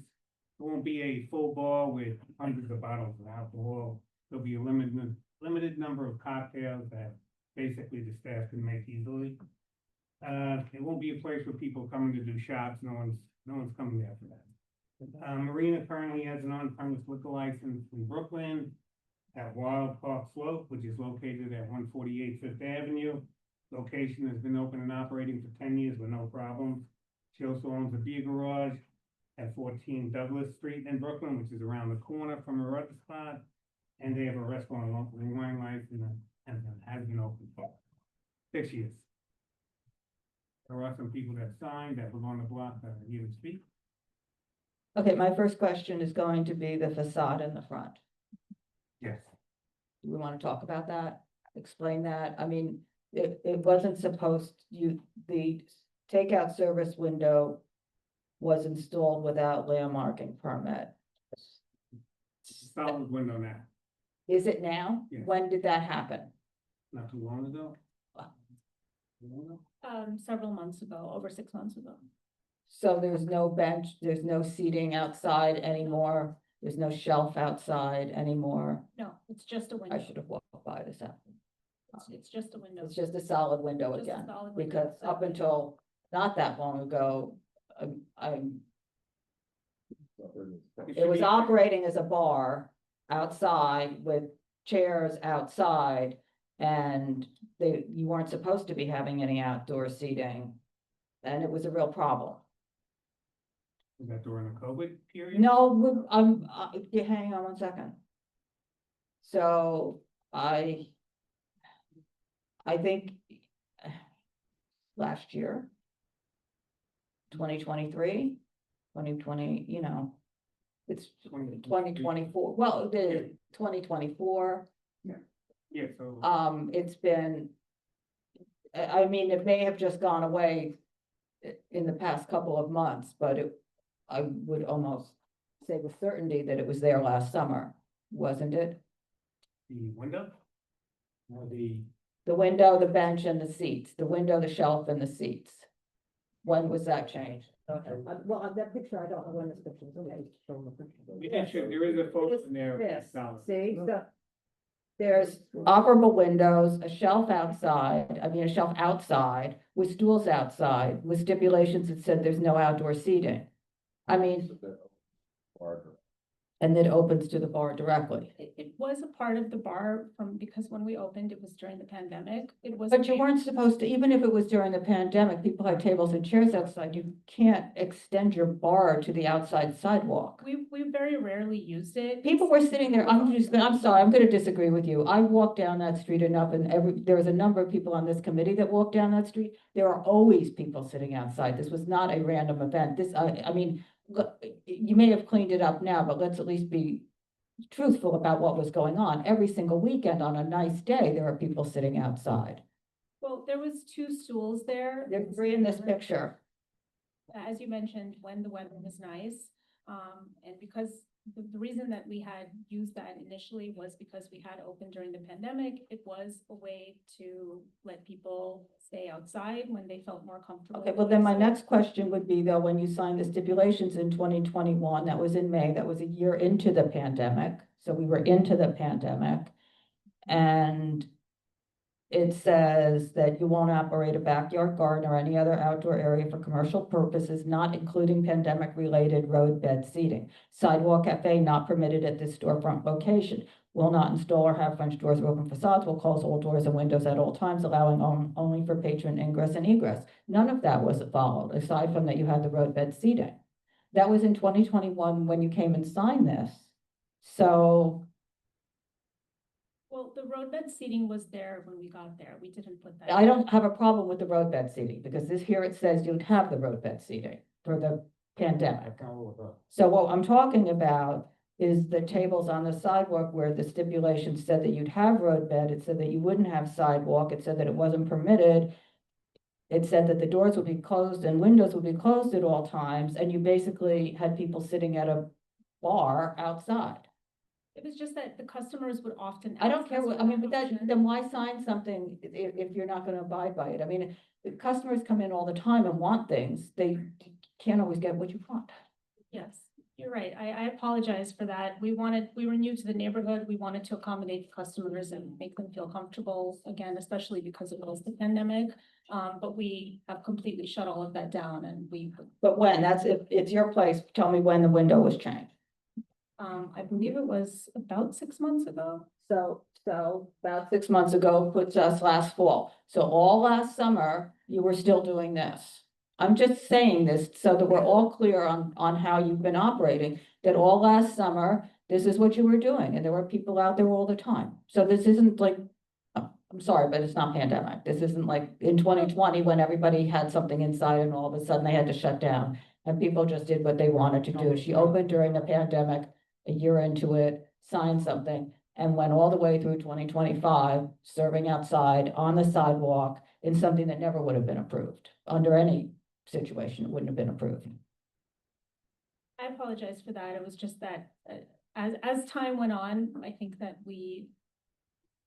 I understand. I think everybody walking down the street who has a bar that's a beer garden or something would love to do what you did. I don't think any, I mean, yeah. She, probably carried this over from COVID and just stayed out there. Yeah.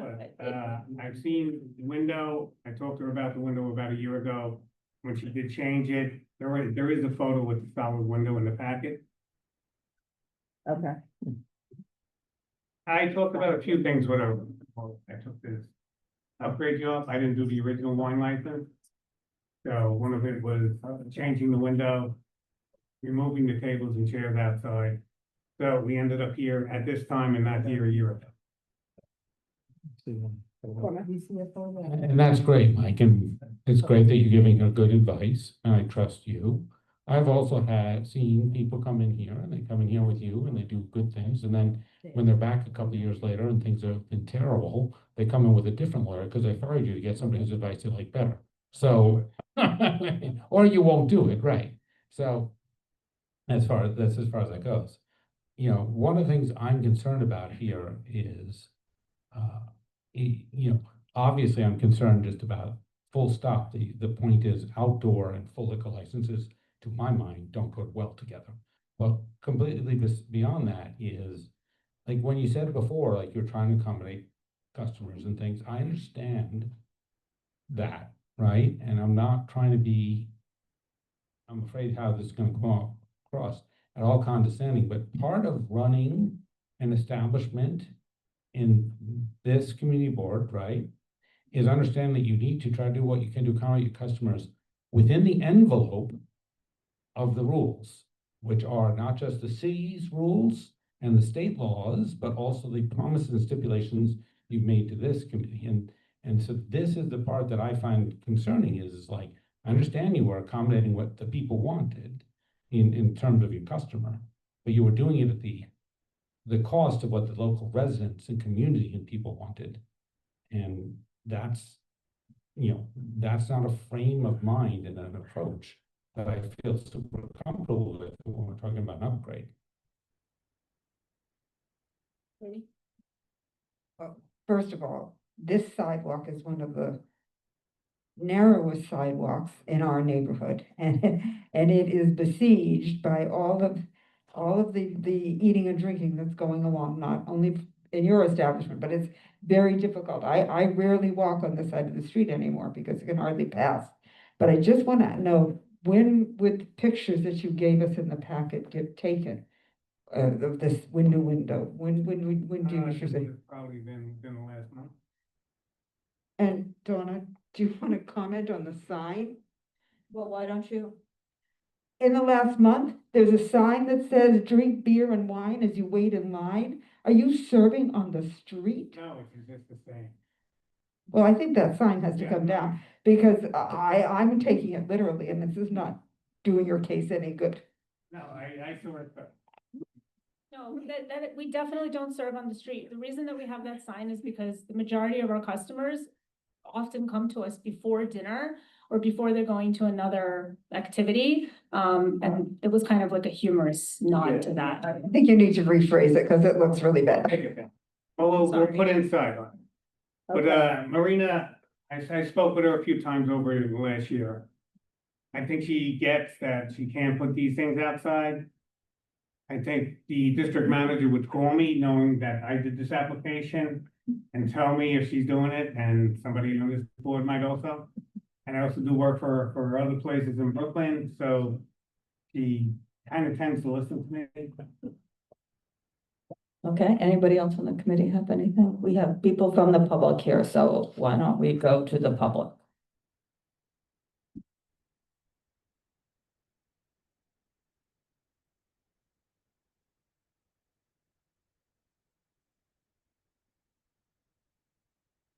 Nancy Paisley again. I too frequently walk down this block and usually on the other side, like Katie.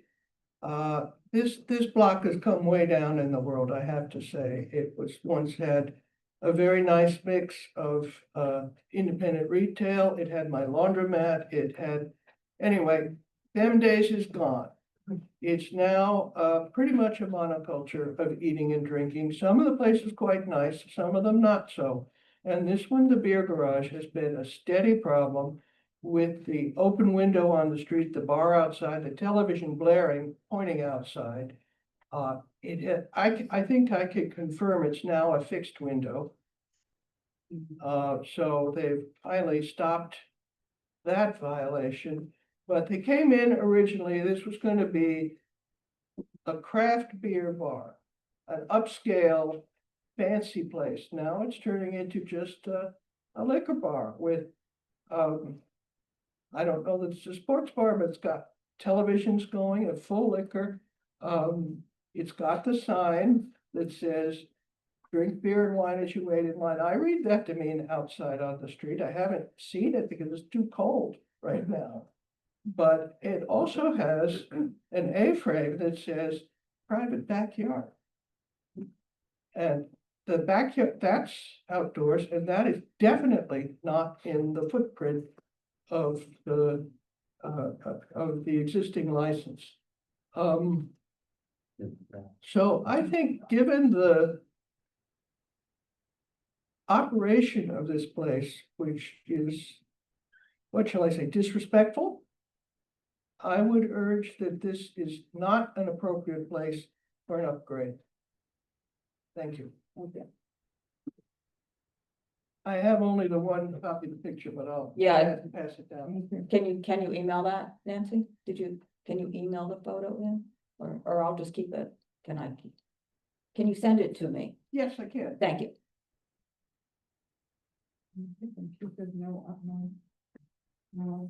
Okay, go ahead. Hi, good evening. My name is Alexandra Devlin. I'm a resident of 120 Christopher Street. I've been here since 2019. And your garage has been a great addition to the neighborhood from my perspective. It's been almost a place I would call almost a Cheers type of bar restaurant, where we can get together with friends and neighbors to essentially gather. I'm supportive of the addition of the liquor license, and it could be just another great addition to the place. Sure. So you've been a patron of the establishment, right? Have you ever seen this private backyard? Have you sat in this backyard? No, I have. No. Have you ever seen it open? Do you know about any backyard? I've just been in the front part. I'm not sure about that. All right, thank you.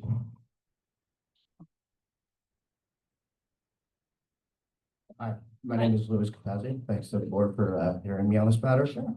I also am a patron of Beer Garage. I think it's a great place in the community where, like Ali said, we can go with a lot of community members and met a lot of people from the neighborhood at this establishment. I'm supportive of this request from their behalf. I think of the places on this block, it's one of the least disrupted places. I face it and I don't find it disruptive at all. It's one of the few places where you can watch a game and not be like overcome with people. It's not ruckus. It's really not a loud established community either. So I'm supportive. Thank you very much. Thank you. Go ahead, Carmine. Have you ever been in a backyard or no? No, I don't know about the Okay, backyard. thank I've you. only been in the front. Thank you. Hello, everyone. I'm Madison Latner. I live across the street from Beer Garage as well as 125 Christopher. I'm pro of the liquor license being established at this bar. As Ali had put it, it's a Cheers bar. It's, if anything, you meet your friends, you meet your neighbors there. It's the place where I tend to go after work when I don't want to go home. I like to call it a couch restaurant, if you will. You know, instead of vegging on your couch, you go there. Everybody there has been great. It's in a lovely place to build a community, and we are very proud of this liquor license in place. And I have not been in the backyard. I have my reserved seat in the front, as everybody knows. And I would love to enjoy a martini and beer. Well, burger. Maybe a beer too. Thank you. Okay, anybody else from the public here on this one? Okay. I wasn't in the backyard either. The backyard was used during COVID. Recently, they had a couple tables in the backyard where people would just smoke. If they wanted to smoke out there, they could sit down, they weren't drinking back there. Talked to Marina about that, that is ended. Okay, so we are. Sign is still there. What is still there? The When did you, A-frame when on the did you take sidewalk. this? Yeah, When did you take this, Nancy? about 10 days ago. Okay, It's just that, sorry, I think that A-frame just has not been updated since we. okay, opened. let's update the It's just been a long A-frame so time. people don't think there's a backyard to go into, because Will- we don't will want people smoking in the backyard. I would assume there's apartments near Well, that. she did that so they weren't smoking in front. I know. Yeah, well, we'd rather, Now she knows about the. the donut's more sacred, so. We'll change it. mostly bagels, but. So there's no back there. Okay. Okay, are we done? Okay, we're done. Thank you. Thank you. Okay, then the next one is going to be 51 Merchants LLC. That's it. That is number C1.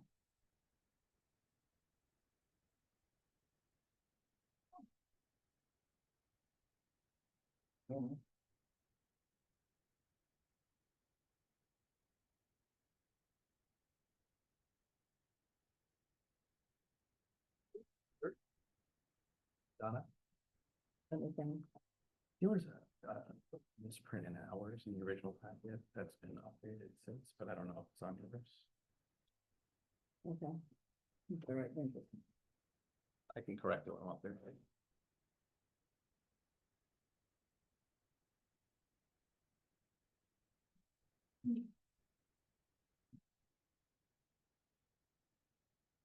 Good evening, Joseph Levy here, Ron Levy on behalf of 51 Merchants LLC. With a location at 49 Grove Street. I have with me Rita Sodi, who's one of the proprietors of this application. Hello, everybody. I assume you all know Rita and Jody, and there are many places up and down Grove Street and in the neighborhood. The application before you tonight, excuse me, is a new application for a catering establishment beneath Via Carota. It's a space that, as I understand it, many, many years ago actually used to be a jazz club. Right now, it had been being used as kind of a storage back of house area for them. For those of you that know Via Carota, it's a very busy restaurant. They get many, many requests for larger events, bridal showers, corporate events, birthday parties, baby showers, things like this. They can't accommodate it in the space. So this has kind of pushed them in this direction. So again, the application before you is for a catering establishment license, not non-premise license. This will very specifically not be open to the public on a regular basis. It will not be operated as an additional service area for the restaurant upstairs. It does not connect to the restaurant upstairs. It has a separate entry point from the street. It will not act as a holding area. It will not act as additional seating. It will not act as a PDR. It is very specifically a catering establishment where someone would have to book it in advance. There's background music here. The hours of operation, just to update the packet, in case you saw a misprinted one earlier, it's 8 a.m. to midnight, Sunday through Thursday, 8 a.m. to 1 a.m. Friday and Saturday. And again, catering establishment, it's not keeping these hours every day. They just need the flexibility to go to those hours for specific events. The nature of most of the events are dinners and luncheons. So the expectation is that they will not be going as late, but they do get later dinner requests from time to time. The capacity downstairs, it's 74 people total. They have it arranged for 8 tables and 60 seats. So we are not talking about large scale events. They're more intimate in nature. As you can see from the outreach, they've obviously been in the neighborhood for quite some time and run some nice establishments. It's over 200 signatures and support, 55 are within a 2-block radius. Reached out to the block association that they work with pretty regularly as well. You see some photos in there are kind of as it exists right now, not necessarily as it will be when it's fully finished. As I mentioned, it's more back of house at the moment. Do you have any questions? We're here to answer them. For renting out the space, is it one party at a Correct. time? Okay. It doesn't lend itself to multiple at the same time. It's just meant to be for one intimate event. Okay. Go ahead. And yeah, can I just get a little clarification? The music, as you say, is check background music. It's also check live DJ.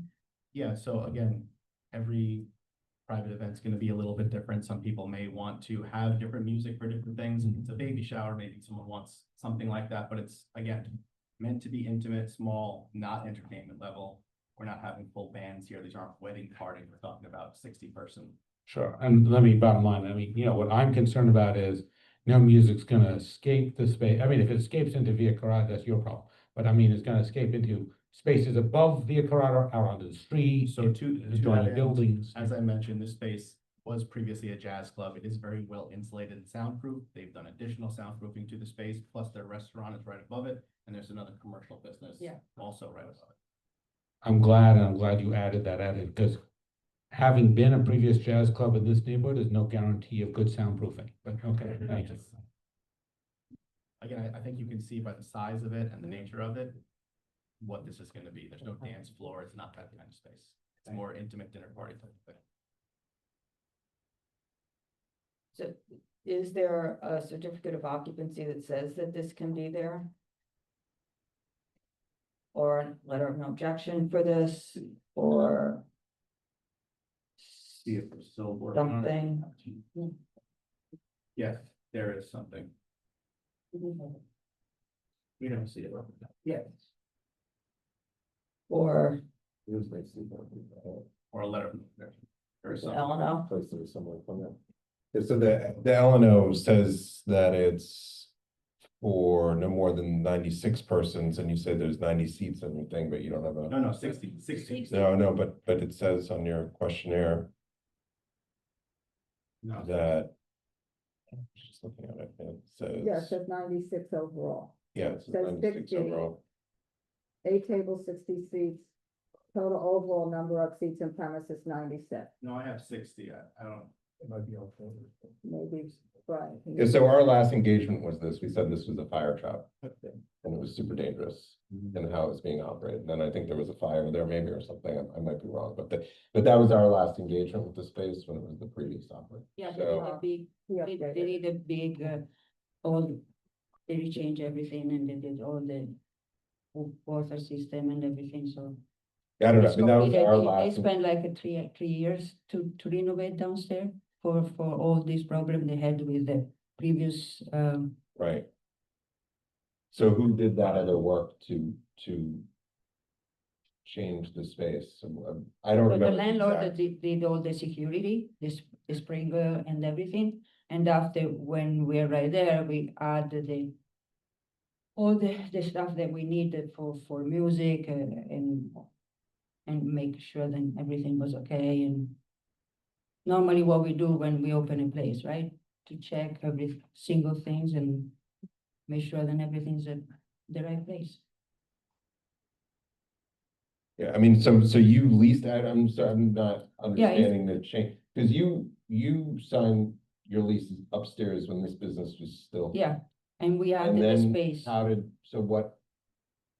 did they exit space? What was the reason that they left? And then you signed the lease on the space and then you did the work, or I'm just trying to So understand. there what was, the- like you say, there was a kind of fire on the, when there was so the landlord has to do all the sprinkle, all this, the system again, so it took like I think by 3 years, so the person was before left the space. So when if they finish everything, they offer us if we want to take the space downstairs. That's how that happened. And then they did the work or you did the work? Landlord did the work, Okay. yeah, with the sprinklers and. And you took care done of the the issue. soundproofing, and you did the soundproofing? or- Yeah. So there was a gap from the fire to when they got the space. The landlord did work about 3 years work. And so is there a letter of no objection for putting it down there? That's what, I guess, is there a new letter of no objection then, because the space has changed then since before? Well, I think it was just a sprinkler and making it not a death Yeah, trap. so that was the thing. They said they were exempt from all the rules. because they had something from the past and it was it was overcrowded, it was run overcrowded, they advertised it with a significant occupancy. That's, yeah, so that's why we were bringing up the occupancy. 60. Because this is, no, but it's a very large space, and just because you put that on there, it's a bigger, from my understanding, that's a bigger space than that, if it's arranged differently. So there's some offices that are not part of. And nobody those. can see into there, nobody would know what's there, nobody. Correct. Whatever, but it's still a basement, there's obviously a long history of whatever that is, and Yes. this might be one of the last places that was like that. That was under something way from the past that somehow So the never got landlord, looked at again. the landlord installed sprinklers and made it safe. I can check what the most recent LNO we got is and make sure you have a copy if you can't find it. There's offices down there, there's some storage down there as well. The intention here is not to operate it at, max capacity that can handle.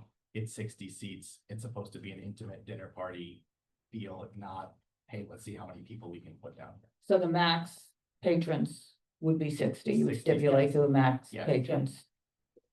Yes, we showed you a table arrangement that would be the maximum that we'd be comfortable. Katie? So are they currently using the space for some purposes, storage? Storage. Yeah. Staff goes down there, No, staff are not going. No, it's storage, it's their space, their offices. their offices, so. There's they- no connection for patrons between the No, restaurant. I don't think, but there are people going down there, there's storage, someone has to bring it down and bring it up. Yes. So there are employees who use it every day. Yeah, not from the restaurant. There is just our director, our people, they work in the office. Yes, I Yeah, understand. so not restaurant employees, but they're corporate office employees. Yeah, but there are people, I'm just asking, Yeah, there are yeah, people there every day, okay. What about, I see on your application, you have DJs? Yeah, we mentioned that a little earlier. We wanted to be flexible for people for the type of event they're having. A baby shower was one example where people may want to play songs and games and stuff like that. We just want to make sure we're covered and we're being transparent with the community board about the different types of music that may be during the space, but it's all going to be in the context of that smaller, intimate dinner party or luncheon kind of thing, not dance floor. Yeah, it will wedding not be reception, dance or. Okay, thanks. And then there's the last thing that is, it's a catering license, but this has a very small food prep area. Yeah, it's a- Explain that. to Yeah, it's us a how that- catering situation, so we prep all the food from the other restaurant. We bring it there, and we treat it like a catering thing, so we have Yeah, because I think that Donna, I don't remember it, because you have to have enough space to prepare meals for 50 people. Yeah, right? No, you have to see the dinner service for 50 people. So they're planning to cook the majority of the food in the kitchen upstairs. and the There's lot, sorry. adequate prep area downstairs. Yeah. Correct. It's like an extension.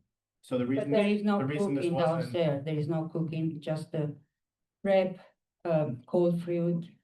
the reason this wasn't an alteration to make it kind of one big space is because A, the space is going to be operated differently, not open to the public, not an extension of the restaurant, and B, there's no access for patrons to move from upstairs to downstairs in a contiguous fashion. There is potentially some staff space, which is why the kitchen can service the space, but there's not patron use in a contiguous fashion, which is why it's being done separately. So it's clear from a Department of Health standpoint and clear from the Liquor Authority standpoint through a new application. That makes sense. That makes sense. So then bookkeeping wise, how does that work? You buy the food from the other restaurant? I mean, it's a separate business. It has to be operated independently. Yeah. So in my mind, I would understand the catering supplying the food to other places. This is almost like a reverse, in a certain sense, situation where the food is coming from somewhere else. It seems not intuitive to me for most catering places. Most catering places supply the food elsewhere. Yeah, but the catering, they come with the food, right? And they carry, and they do the party, whatever. So Right. it's the same thing. We come for the food and we do the party downstairs. And We it's- don't cook it downstairs. But- We come Okay, with the food. so the one catering place same- that I know the that same had a corporate restaurant, upstairs now. they had a premise that they had as a restaurant, they also had a catering license. They made all that food, but it was all the same business. And I guess that's where my question is coming in, is this is a separate business that's not, I understand that getting the food off-site at your premises It is- off-site, but Sure. it's a separate business. Just No, it's the same the same business. company, so it's the It's the same. same company. company. Same, The company. road- Okay, Corporate name is the same as the downstairs. corporate name is the same, Now, you're correct we're on that, applying- we're okay. Applying for a separate liquor license because. Because it's a separate- Operation's gonna be different and the Gotcha. space is gonna be. Okay, considered that answered my distinct question, From okay. the liquor authority, Got it. however, it's all tied together because. it's the same Right, company gotcha, upstairs. okay, so that makes sense then to me from that point of view. All right, and I have one more question, Donna, then, so. Okay, The yeah. food is not coming through the front door, there's something in the back, Yes. one of these little openings that the Staircase. staff only. Yes, has access. correct. Okay, all right, we have people from the public here on this, so I'll go to the public. Sure.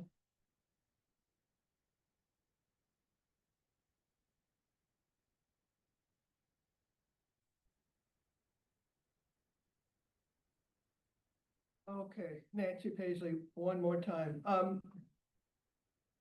It went by me a little too quickly. What are the hours now? The hours are Sunday through Thursday, 12 a.m. and Friday and Saturday, 1 a.m. 12 and 1 rather I than think- one and right. 2. That answers one of my questions. That's a little bit late even so for an event space that lets out 50 or 60 people all at one time on a very small, quiet street that's already crammed up with limos and Ubers from their other establishments, but there's that. But that's not unreasonable hours. It wasn't licensed before, however, and I share the skepticism about a live DJ being at background level, but that's not really what I want to talk about. I want to talk about, I'm glad to have everybody confirm that this is all one business with 51 merchants. 51 merchants has a small empire, growing empire in our neighborhood.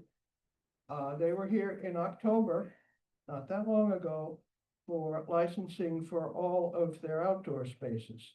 And there was lengthy discussions by many people from the committee and from the public about many problems with the outdoor space. The sidewalk space, I don't think they have anything more on the roadway. And there were sincere promises that they were gonna straighten up and fly right. I'm sorry to say that that has not happened. There are still major problems with the outside spaces. And again, I have a set of photos. I only have one set, but I can send the whole batch over. Just so we can put them in the file, that would be great, but Yeah, yeah. I could do that. A couple specific things. Yeah. When were the photos taken, Nancy? When were these photos taken? A week or two ago. Okay, that's like recently, in the Very past recent. couple of weeks, okay.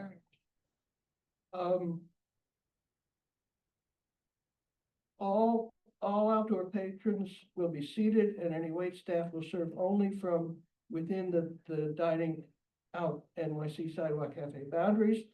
There will be no wait staff service over any barriers or outside the areas indicated as patron areas on the submitted diagrams. Well, one of the Pisolinos, the newer one, has a barrier all the time. The first one has a barrier sometimes on 7th Avenue, never on Grove Street. And the other three that have outdoor seating never have barriers.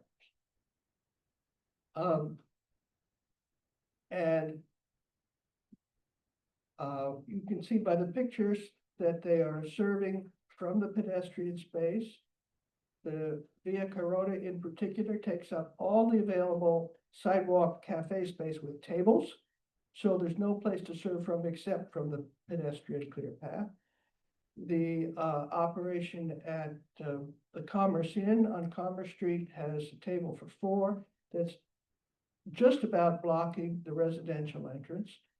And the issue on Seventh Avenue in particular will implement a text or QR-based digital line reservations messaging system in the immediate future in bold type to avoid sidewalk queues at all of the applicants' locations. There have been, we're now in, what are we in, April from October. I don't know if there's been a system put in, but there's long, long lines on the sidewalk outside both of the pistoleros, right in the pedestrian path. There were, I think, 5 people waiting as I came up this evening, not even in an orderly line, but perpendicular to the curb. So I had to fight my way between them to get here. I would like to suggest that this be laid over for a period of, I'm going to say 6 months, until these 51 merchants operations get themselves into compliance and then come for something as an extension.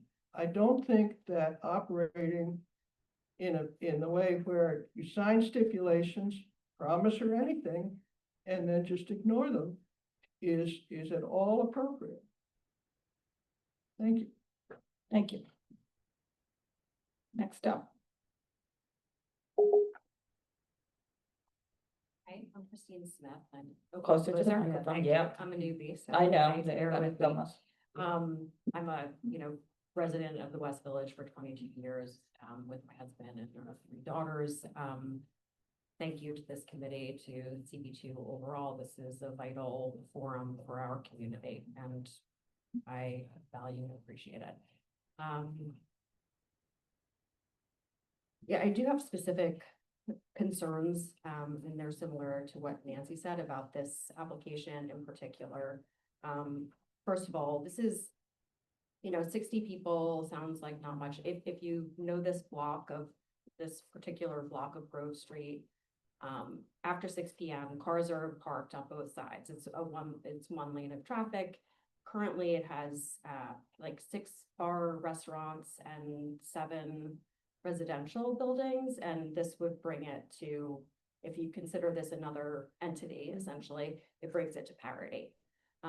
It concerns me actually that there are no residents, immediately impacted residents here, and I wonder why that is. I think they must not know, because if I live nearby Grove Street, I don't live right there. This has happened to me also, where there's suddenly a liquor licensed establishment operating right next to me, and I had no idea, and there's no recourse after that.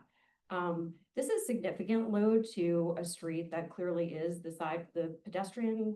sidewalk is already completely congested by the Sidewalk Cafe, also by lines of people.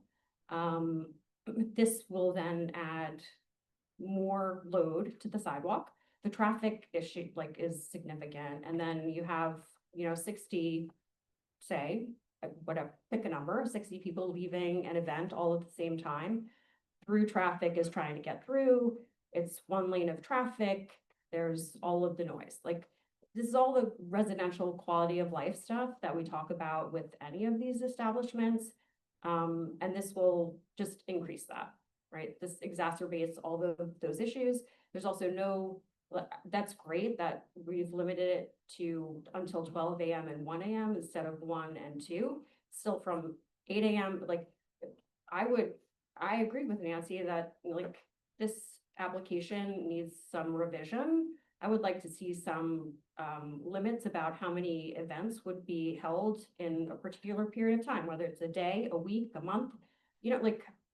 Should we have 60 people coming out at 10 a.m. and 3 p.m. and 8 p.m. and 1 a.m.?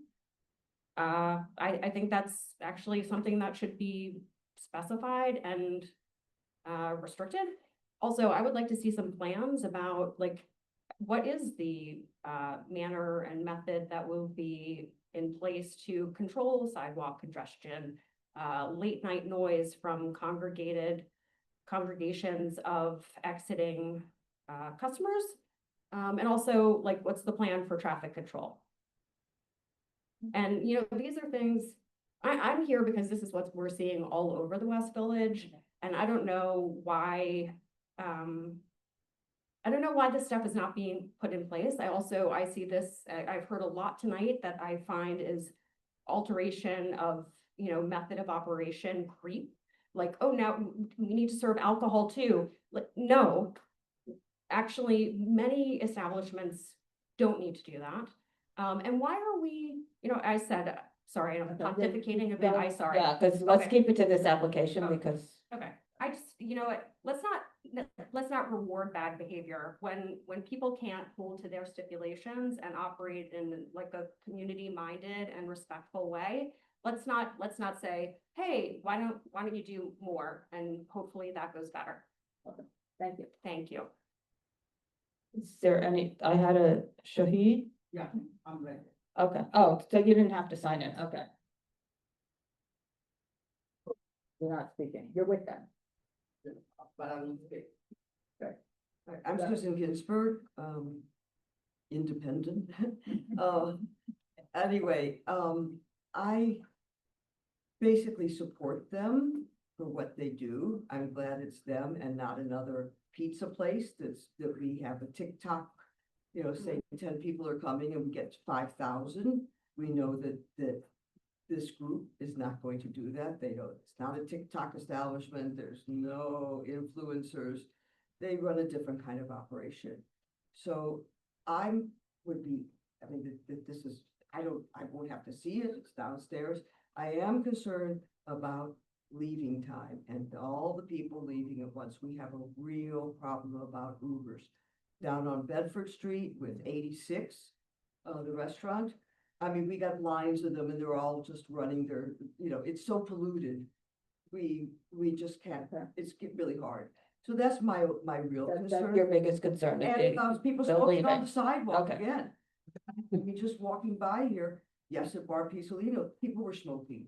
And the poor waiters, I mean, they know it's a problem, but they have a hard time dealing with it. So I suggest, not only just for them, but for everybody, have a big sign in your outdoor restaurant, no smoking, not a sign like this, some signage. Okay. Yeah, anyway, that's all. Okay, great, But thank you. I basically think that I'd rather them than other people. Okay. Thank you. Okay. Yeah, answer anything that was raised. Does that man want to speak? He's with the team, so he's part of the team. Thank you. Just to answer to Nancy, we did everything we say we were going to do. We did lazy, we take name, we tried to do it, we have extension. The only place where we don't put extension is at 92, when we have just one line, we don't put the two line of table, we don't put extension there, but we close at 10 o'clock. No. We, So I'm gonna say the first warm day, I happened to be walking and walked by Barbaslino. And I'm going to speak for Erica, our committee member, who spoke very clearly about this and hold up her flag. You can have your sidewalk cafe, or you can have a line. But you can't have the sidewalk cafe next to the building and the line in the furnishing zone. And the line is in the furnishing zone. I mean, it was the first warm day, I think it was April 11th, I'd have to look at my photographs. And there was the line at Barbaslino. And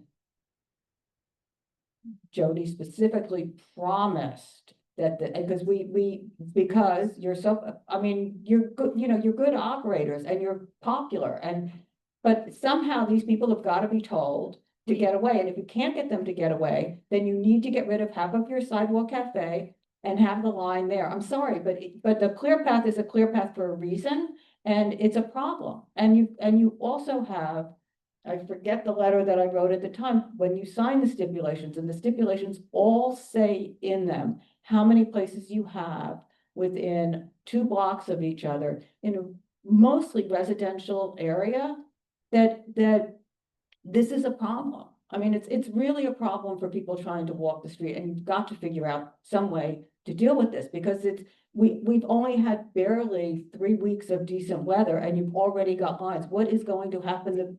Nancy's lines were worse than the lines that I saw, and it's not even the height of summer.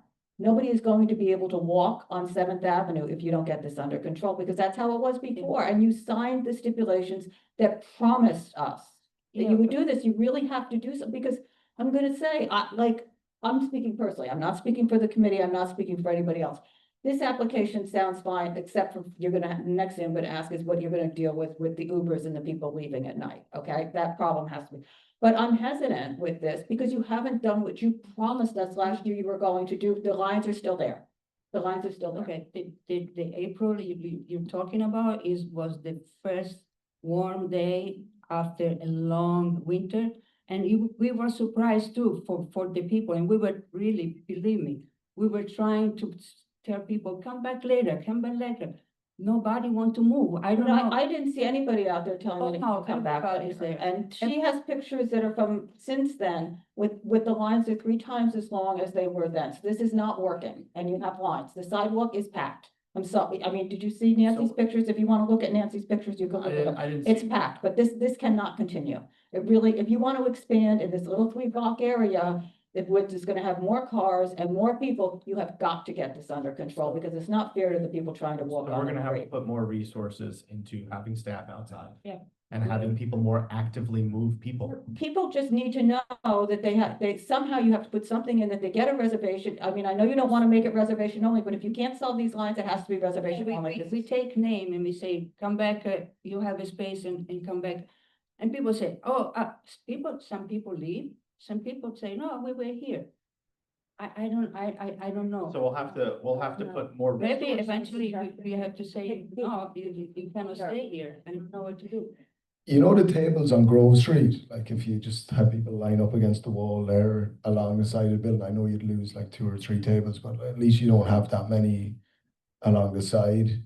I know it sucks, like people want to wait there, I get it, like I wait there myself, like, but at least on the Grove Street side, you know, you only have a couple of tables and they'd be against the wall. Is that what, like at least they'd be against the window and they could go back to where like the vehicle road off licenses, and it'll probably. I mean, I don't care what happens as long as the people get out of the furnishing zone. I mean, the issue is that we're always discussing something similar to this at every time. And I'm just gonna say this goes back a decade.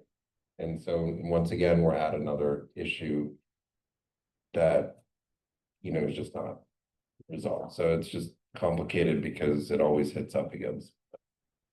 Yeah, I think. And then you guys stopped coming to our meetings because you didn't want to engage with us. I'm just saying that. And that was a long history of that. It just didn't come, so. I don't remember not coming. Yeah, we've been in the last, always here. Yeah, but. Whatever. It's obviously an issue. They're popular places. They're good operators. They're trying to maintain that feel of, you know, intimacy where everything isn't reservation only. They want to be a neighborhood place. It's obviously becoming untenable. We clearly have to put more resources into active and proactive management of people outside and pushing people away and moving more to online. They've already started moving their places onto reservation systems to try to help with that. People still kind of come in and stick around, but we have to be more proactive. Yeah, with putting people outside and having them shoo people away physically if it has to be. I mean, it's. I'm just gonna say, the people who are coming, they don't know the neighborhood. I mean, you know, give them some options. Go over, sit in the park, see the beautiful statuary, you know, like, instead of shooing them away, maybe there's something positive to. Of course. I'm not We saying. wouldn't really do that, but I think actually a lot of the people who do come are neighborhood people. It's not just people from outside the neighborhood that don't know the neighborhood. A lot of them are neighborhood people that walk by and come here. It's just the problem is they like hanging out in their neighborhood. Well, I've never been able to get a seat like that, so, and I'm in the neighborhood, so. I guess the thing is like, what's the plan? Because the promises are not working. And so what is the concrete plan to not have this happen? Because we're only 1 month into it and it looks like it did in the middle of the summer. both Porpizolino have the rating system that we are taking names and we ask them that when your turn, we're gonna text you and then you're gonna come back. We're gonna implement more on that and then trying to get these situations under control. As we see the temperature is like getting better and then like we will take care of the more precautionary. That's been said, we will do more enforcement and then like make sure that like sidewalk have more pedestrians space and then like neighbors. Right, maybe you want to look at Paul's suggestion of removing some tables and chairs around the corner and. We also like when there is like in the daytime, we also sometimes thinking that like we don't put all of those tables together at the same time. So we keep some of those and when it's like increasing the guest amount, then like we added a table. It's not that like we set it up all tables at one. So I just feel like, I just feel like and this is what we went through with the last bar, Pistolino, that opened, because that was supposed to alleviate the crowds from the other places. And I feel like with every one of these additions of spaces, we're not solving a problem. This is not solving a problem, it's just bringing more people. And this will not have people on the sidewalk at least, but you're going to be bringing now 30 Ubers, maybe not all Ubers, because, I know you do have a lot of local clientele and hopefully a lot of local people will be also booking here, but in the evening, you will be having 30 Ubers, 20 Ubers coming on this little narrow street that already have the people coming to get picked up at, via Kuroda with one lane of traffic and people all live there. And I am just not seeing a solid plan of how this is being resolved, all congested in this little area. We have a plan, It's not working. I mean, it's not working. But, okay, we had the new Barpisolino 92. It was completely open for all the 52 and everything. The April, when happened, I don't know what happened. Everybody was outside. Everybody was so happy. I don't know. It's like, it took us on out. We had to call people, come in and everything, because we were surprised too. So we know what we are going in the season and we are hiring people to take care of all these things. We are prepared, but sometimes you never know. And if it happen every day, I will agree with you, but it doesn't happen every day. So my picture was from March 11th. And it went from the Bar Pistolino on the corner of Grove, and then there were a few people waiting outside in the furnishing zone. That was that very first warm day in March at 6:30 at night. And there were 5 people standing on the subway grates in front of the other thing. So I think we need a plan. We need a plan. Okay. So moving from that, what's the plan for the exiting of the new space? So for the new space, just to be super clear, even though we're showing you a diagram with a maximum seating of 60 people, these dinners could be 12 people, they could be 6 people, they could be 4 people, they could be 2 people. They're not always gonna be 60 people, and it's not gonna be all day, every day, and it's not gonna go until 12 and 1 every night. We don't know the frequency of the events that we're gonna get. We know that we can't accommodate bigger tables in the restaurant, which is what pushed us to look at this possibility. So again, it's not always gonna be 60 people and 30 Ubers. It could be a couple on a date night that wanna just a private, intimate experience for just the 2 of them. So Taylor will be there instead of next door. Yeah, exactly. There you go. So we are certainly committed to putting more resources into, like I said, having the frontage of the restaurant and also the catering space, having personnel from the restaurant help to make sure people are leaving in an orderly fashion. They are not staying outside. They are not congregating. They're not smoking. They're not laughing and having a great time in the middle of the street bothering people. We are trying to disperse people. We can certainly have Ubers call or set the Uber location further away so people have to walk a ways. To 7th Avenue? 7th Avenue will be fine. No problem. We're happy to do all that because it doesn't help us either to have a crowd of people outside because.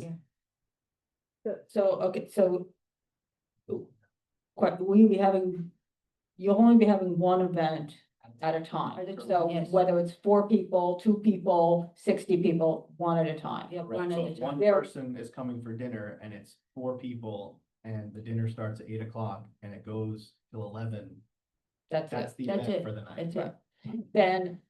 Then I don't think you said you're only having one event a day, like if somebody booked a brunch and somebody booked a dinner, you would probably be having two events that day.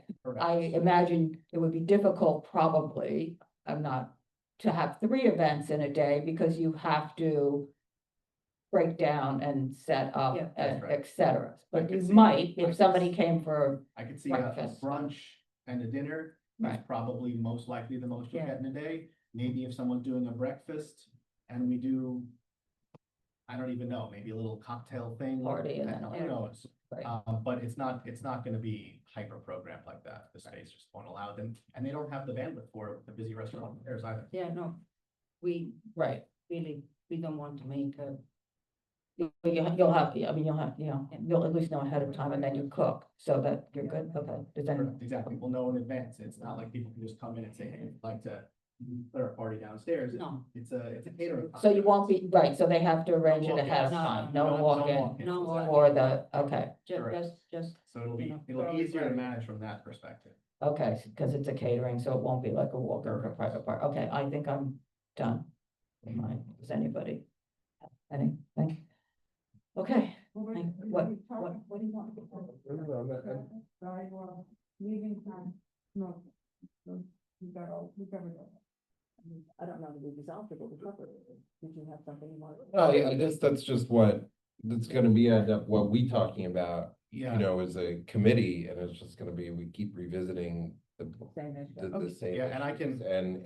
And I guess that there still doesn't seem to be a little bit more of a comprehensive plan, because it keeps bouncing one place to another place to another place, and we talk about this, then we introduce something new, and then it's still the same issues, and so that just becomes this overwhelming thing that we Yeah. keep doing, and it doesn't help. listen, we And are, then- we are trying. And then here we have We're something really different, trying. which is a massive influx and leaving all at the same time in an event space. And these are gonna be nice events, and it's not unusual that there would be a whole bunch of Ubers pulling up and there's nowhere for them to go or go to fit and everything. So it's exacerbating further in a different way. So when you look at the elements that are weighed in the 500-foot rule, suddenly there's a huge impact. And so I guess I'm just trying to figure out what this larger comprehensive plan is, because the area, when I've said this before, it is not designed to keep taking over operations that are all connected. This is a small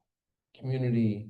The areas are smaller. That's part of its charm, but now it's sort of a monolith in a small area. And so Yeah, and this is the same issue, and this is a further expansion of it.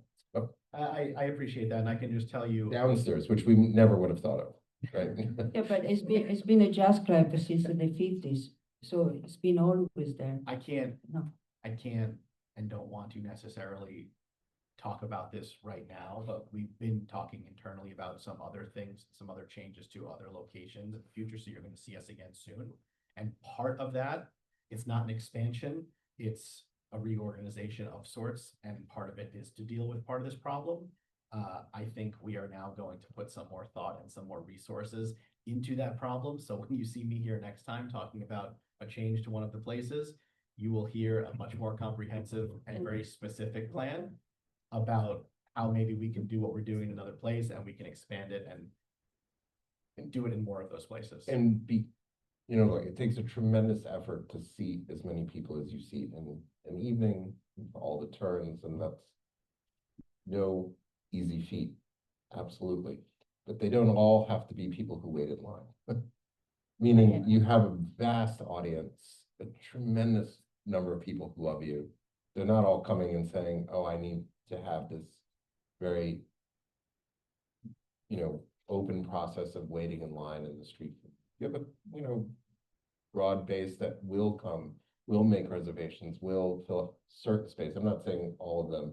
So the impact could be reduced through a re-envisioning of some of the ways you engage Yes. with all the people that really like It's it. an And so It's an active conversation, and that's a part of, and I know I'm being vague about the thing that we're talking about, And I give you, even though you hear the concerns, I think everybody gives you tremendous credit on the vastness of all the people you engage with, and we know you have plenty of people who love to patronize you but there's the other impact too that comes with it. And so that's why I just bring that up. And I think now there is more room for solutions than there were before. So they're just. Yeah.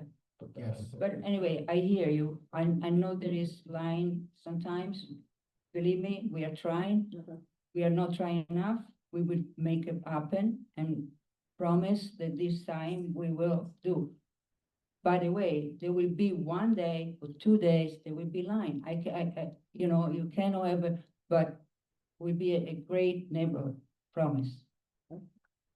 And Nancy asking about commerce, the table, they are not next to the entrance. It's not the entrance of the building, it's a service door. No, it's the residential entrance. No. Okay, Sorry. we're not doing the back and forth. No, but You know how to, you guys can get in touch or double check that it's not the residential entrance. Her picture shows the residential entrance. the landlord lives upstairs, so. Okay. And just to address one other thing that was mentioned that wasn't addressed yet, someone, I think she may have left, mentioned that she found it odd that there were no people from the community here to weigh in on this, and maybe people didn't know about it. We were pretty active, as you can see, with our support, over 200 signatures to support, 55 in a tight, very, very tight radius. So we weren't hiding from everyone. We were very open about what we're doing. And I think people just actually really enjoy these places in the neighborhood, absolutely understand the concerns, and we're committed to fixing them. And as you mentioned, that empire is growing and growing, and we have It's to be not an more. empire, it's just us. It's a little tiny empire.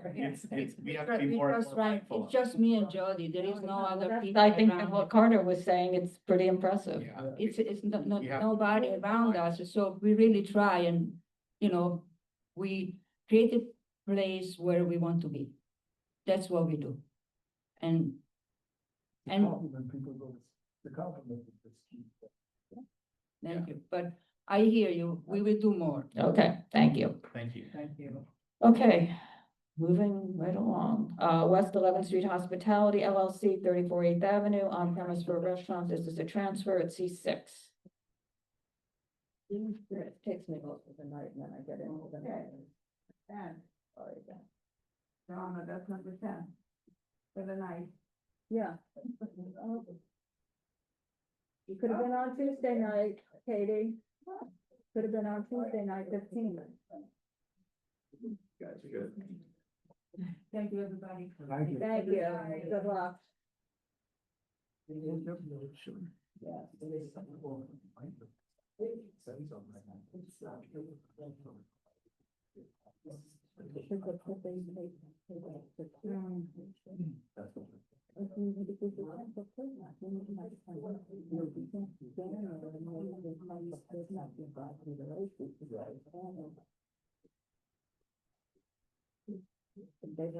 I don't know. Okay, go ahead. Good evening, Joseph Levy, here from Helbron Levy. Wait a minute, the conversation outside, please, so we can get. Thank you. It's West 11th Street Hospitality LLC. Okay. Go ahead. It's an application for an on-premise license at 34 8th Avenue. This space has been licensed for quite some time. This is while it's a new application, it's a new application at a transfer of an existing pursuant to an asset sale. The new group bought the assets of the existing business. It operated as Amphora for many years. Then it kind of changed into the Italian American Club in partnership with the guys. And who are those people? Which ones? They're kind of changing into the Italian American It Club. was the Want to same- explain this to me? It was the same group, but they were also with the guys. No, I'm sorry. I'm just gonna stop you right there, because the same group, Arthur and Sons has one principal. Joe Isidore, yeah. And that name is not on anything else there. So he has nothing to do with Amphora or that group or anything. He's at the place next door. I don't know what the arrangement is, but he has nothing to do with it. He went in there, he took it over, he posted it online that it's their new expansion into their private club. So I walk by this all the time, and I just want that on the record that he had nothing to do with that group, unless you can show me, because I have from Lamp the entities that were on the license of what you're transferring, and he's not on it, but he's been running it for the past 2 years. I can't speak to it. Well, I'm speaking to it. Fair enough. I mean, Fair enough. This is a new company coming in, buying the assets from this company that had the liquor from license. which company are they buying it From from? the same company that's held the license there for many years with, it includes the Amphora people. I don't know the whole background, so I can't speak to it. But the license that was active there, that is the company, that group executed this asset purchase agreement with this new group coming in. You have principals before you have Eitan Sugarman, who is unfortunately can't be here due to a family issue. Will Mackers, who's out of town, and Sean Rose here, who is really the director of operations for a lot of the entities that he's involved with Eitan, and will be the general manager at this location. And just to Donna's point, we had the same issue with Mr. Sugarman on the other, Slightly different, but. Well, with who's involved with who. Yes. And so this is why I I'm think, and just from having spoken to Donna, not to speak for you, but this is a frustration. What do these things actually end up being? And that's what he was asking me for the historical information, and I totally understand, and to be fully transparent with you about what is coming in here, we've given you the principles of the owners that are part of the new entity, that are buying the assets of the existing entity's business. 2 people. 2 owners, general manager. Okay. The people that were here previously, any of them, any iteration of them, are not involved in this business whatsoever. And the Joe Isadora is not involved part in of this. this business. Not part of this business. This is the 2 individuals you see there, and Sean is the GM. Any of the individuals who are involved in the prior 2, 3, 4 iterations of this are not involved in what we're doing. And you're purchasing this from the 34 8th Avenue LLC and not from Arthur and Sons. Correct, 34 8th Avenue LLC. Okay. The idea here is to open a little restaurant bar. We are generally maintaining the stipulations that have existed. The last copy of stipulations that I see here are from 2009. I don't know if there was ever an update to those. Do you guys have anything newer than 2009?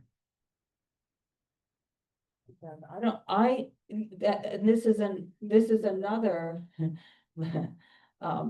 So I have my one issue with what's going on right now, which has nothing to do with who you're transferring it from, which is actually what my issue is, but that, that's.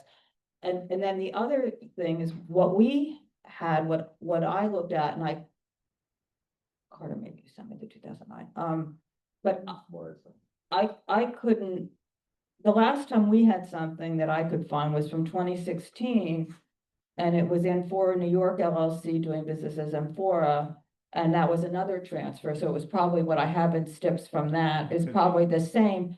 And then when I asked the liquor authority, because I couldn't find the 34 8th Avenue LLC, that was 2009, and they gave me the structure of that. And then they said an additional owner, Epicurean Capital, is a 40% owner, came in. So I'm just thinking maybe the transfer never went through and they stayed how they were, and maybe it was solved because they didn't tell me. I have no idea. I don't know either, because I wasn't the original liquor license attorney.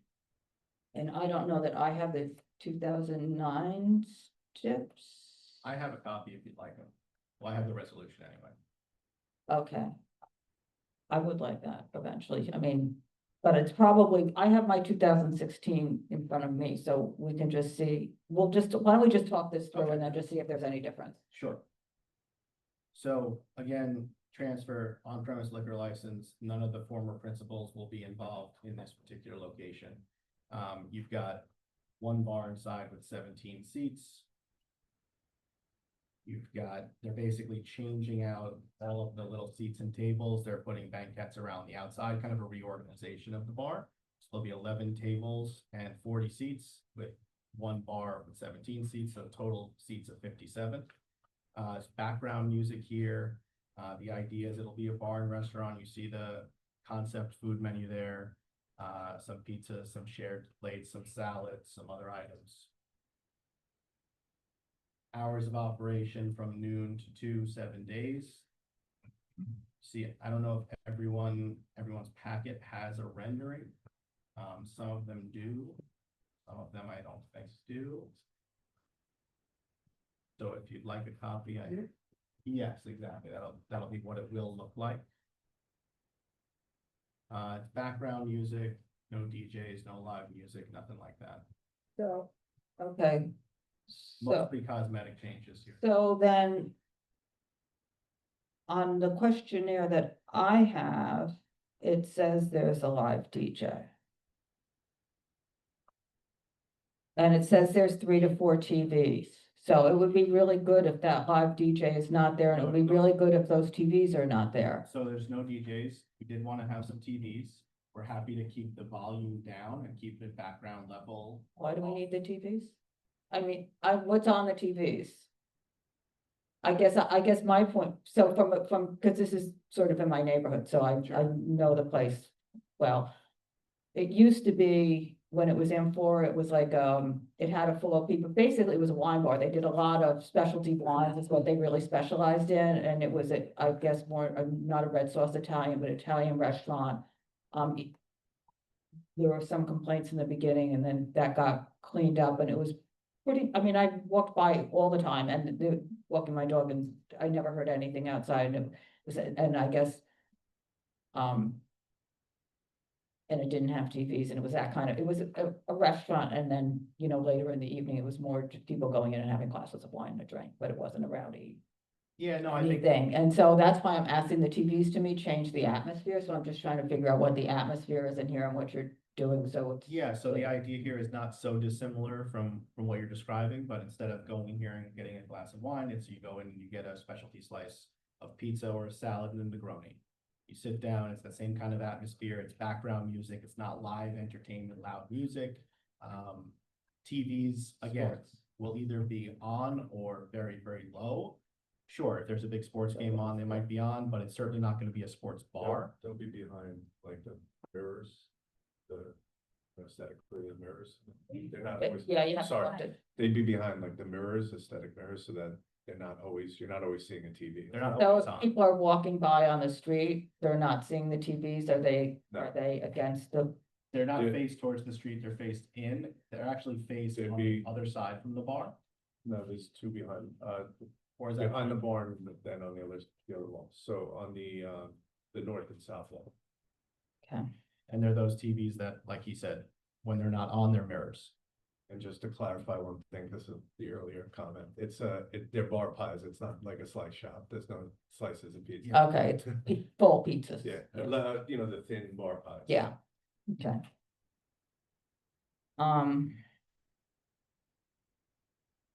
Yeah. Okay, I had that it closed at 1 before, I don't, on Sunday, I don't know, but you seem to have something. Yeah, the resolution I had is 2 AM all days. Okay. What's the date on that resolution? July 28th, 2009.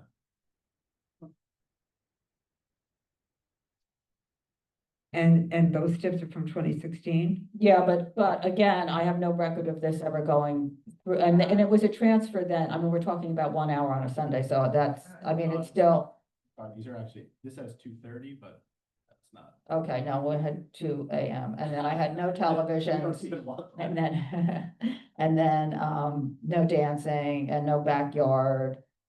No sidewalk cafe was included in the application, and no unlimited drinks, no operable doors, windows, French doors, any of that, which these middle people haven't done yet. No outside, no, like. Are you backyard. planning on applying for outside, just so we have this conversation? I don't know. We talked about it earlier and we don't even know what we'd be able to do. I don't know what we're able to It seems do, like a because pretty it is crowded corner definitely- anyway. It's a crowded corner, and the bus pulls up, there's a bus stop right there too. Yeah. So it's not one of these like, hey, yeah, we're gonna do it, we're gonna have this, but we can't yet. We may not do it at all.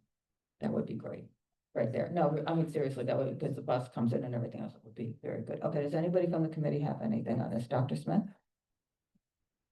I noticed that you don't have any price points on the 3 sets of pizza. Oh, this is for me? Yeah, I would say most of the things will be in the low 20s. Why do you need 2 p.m. every night? Well, they're transferring the licensing, that's what it had, yeah. And jukebox, what's with the jukebox on the application? It's jukebox recorded, background music, it's. There's not gonna be a jukebox, there won't be a physical jukebox. Not the traditional. No.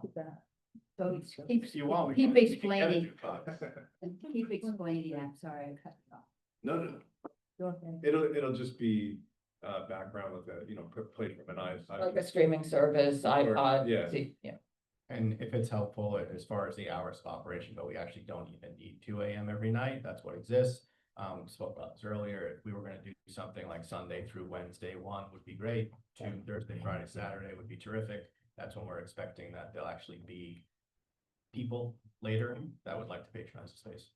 That would make, I mean.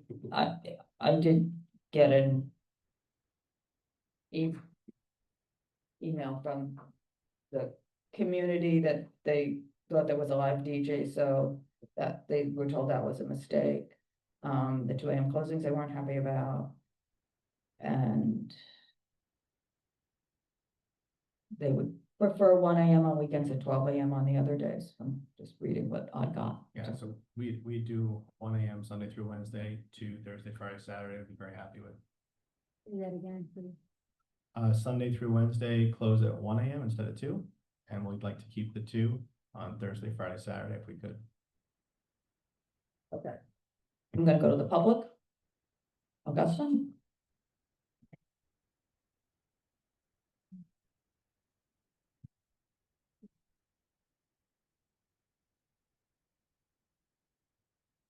Hi again, long evening. Come Tuesday night. This is, the problem here, well, we have a few problems. It's Hudson Street, and Hudson Street is becoming a nightlife destination. And I live on Hudson Street, and hundreds of other people do as well. And I tell you, it's not fun at 1 AM, 2 AM. The next problem is we have a history with A10. A10 is not here. I'm very sorry to hear about his mother and really wish her the best. They did reach out, and community would have liked to have met with him. And would still like to meet with him. We have some questions that haven't been answered. So I'm going to ask right now whether the applicant would be willing to lay over for a month. And we have that meeting between the community and the residents of Hudson Street and A10 and discuss some of these issues. Would you ask the applicant, please? Why don't you finish everything? Was there anything else or what the issues are or anything? So if he says no, I'll just, So- are you laying over or not? Can you lay this over? From a timing perspective, we actually can't lay Okay. However, I'm happy to. Right, but that's not gonna solve anything for anything. I know they were in communication and they just couldn't work out Right. time to connect. Okay. We're happy to actually make that happen. Okay. So go ahead, so we know. Okay. This is, talk about squidgy things. We don't not know what ATAN's empire exactly is. There's an outfit that advertises itself online called Hudson Hospitality. That includes White Horse, Ambra, and a couple of other places. But the odd thing was that Ambra swore up and down when they were here and in front of the SLA that ATAN had nothing to do with them. So I would love an answer to. So that changed after they opened, I was up at the liquor authority with this, so I can just tell you what I found out at the liquor authority was that he wasn't supposed to be involved, but then he was involved because he had, maybe, can you address it? Yeah. Yeah, he lent the money and they weren't doing well, so he needed to step back in so he could recoup his money. I can speak. And so why don't you put that on your list to go and then you just keep going, Augustine, and then we'll have. and come back up. It's all, I mean, I will say the liquor authority, it's all. It's not what we were told. I agree with you. I totally know that but it's resolved, so we can't. Well, my concern is what we're being told may not be what's gonna happen either. So, just putting it out there, so some of the other questions, this has to do with like the TVs, they wanna do TVs inside, so that suggests it's a sports bar, they say it's not a sports bar. What do we believe, the evidence in front of our own lying eyes, or what they say? So, no TVs facing outwards. Well, then the question is, why are the TVs facing outwards at Whitehorse? Well, but that's separate, I'm sorry, but I cannot keep, every time Eton is up here with something, go back to Whitehorse and every place else. I can't keep relitigating this. He's had the TV there. I don't know why it's there. Litigating it, I'm just going, why don't we just say no TVs? And maybe we will. Okay, and because of this history, why don't we have midnight closing? Are you able to ask for that? I think that would be reasonable. I think, you know, I don't expect him not to do this business, but it would be nice to do something that was in keeping with the neighborhood and wasn't turning us into Bourbon Street every bloody Thursday, Friday and Saturday night, excuse my French. So, and, you know, can we have a commitment there'll be no outside? And if there is outside, can we have a commitment that he has a full clear path like he doesn't have in front of Amber, it doesn't have in front of Whitehorse? Sorry, I'm not allowed to bring up other places. But that's all I'm saying. So if we can't have this discussion, if we can't meet Dr. Aitan, and he's not here, they have under pressure to do this stuff, can we just put some very, very strict ring fencing around this operation? Midnight closing, no sidewalks, no TVs. Okay. That might help. Thank you. Okay.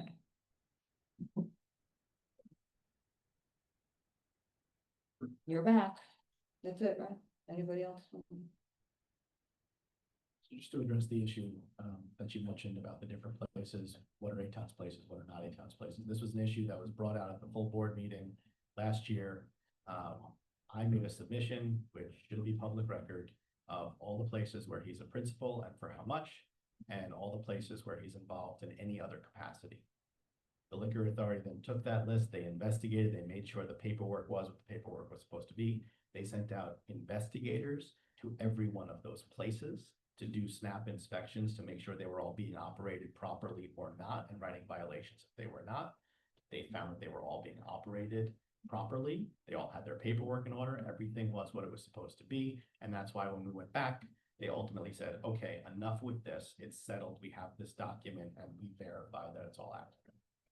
I fully appreciate that the board was told something, not by me, it was before my time, that he wouldn't be involved in the space at all. I did my best to be transparent with how we got there. And I think that that issue is settled.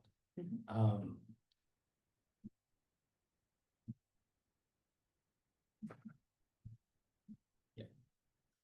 So we hear, Augustine, we hear everything he's saying. We do want to have this relationship, and Aton will absolutely meet with you and discuss this further, you know, as I don't know, an act of good faith. If you want to knock Sunday and Monday down to midnight, that's something we can do. Again, we're not trying to stay open if there's no business to stay open for. We're not trying to stay open late just to do it. It's generally not late night business on Sunday night and Monday night, midnight close. I think we could live with 1 a.m. the rest of the week, and then 2 Thursday, Friday, Saturday. We could work with that. It's certainly less than what exists now, but we're happy to abide by that. We're happy to agree to have sound limited, keeping it background. They really do want to have TVs in there. We're happy to not have them facing out. We're happy to not have the volume loud or kill the volume or do something to, again, show good faith. As far as the outdoor space, I don't know what they're going to be able to do. They want to get into the space first. They know that there are other people that I won't name on this block that take liberties with outdoor space they shouldn't, and that makes it difficult for everybody else on the block. So they want to get into the space and see what it feels like before they make that call. Anybody on the committee have anything else, Katie? Dr. Smith? So did I hear you say that you would agree to no sound on the televisions? Kill the sound? Is that what you said? I said low or no sound. Oh, but you did say no sound. Okay. well, Generally speaking, we would play the sound on the TVs anyway. Right, I mean, it's more to watch the sports. It's not, it's just because it has. That's TV, it. it Just doesn't make it making a sure sports that I bar. heard Yeah. you. But there is, one thing, you, 10 to 20 private parties a year.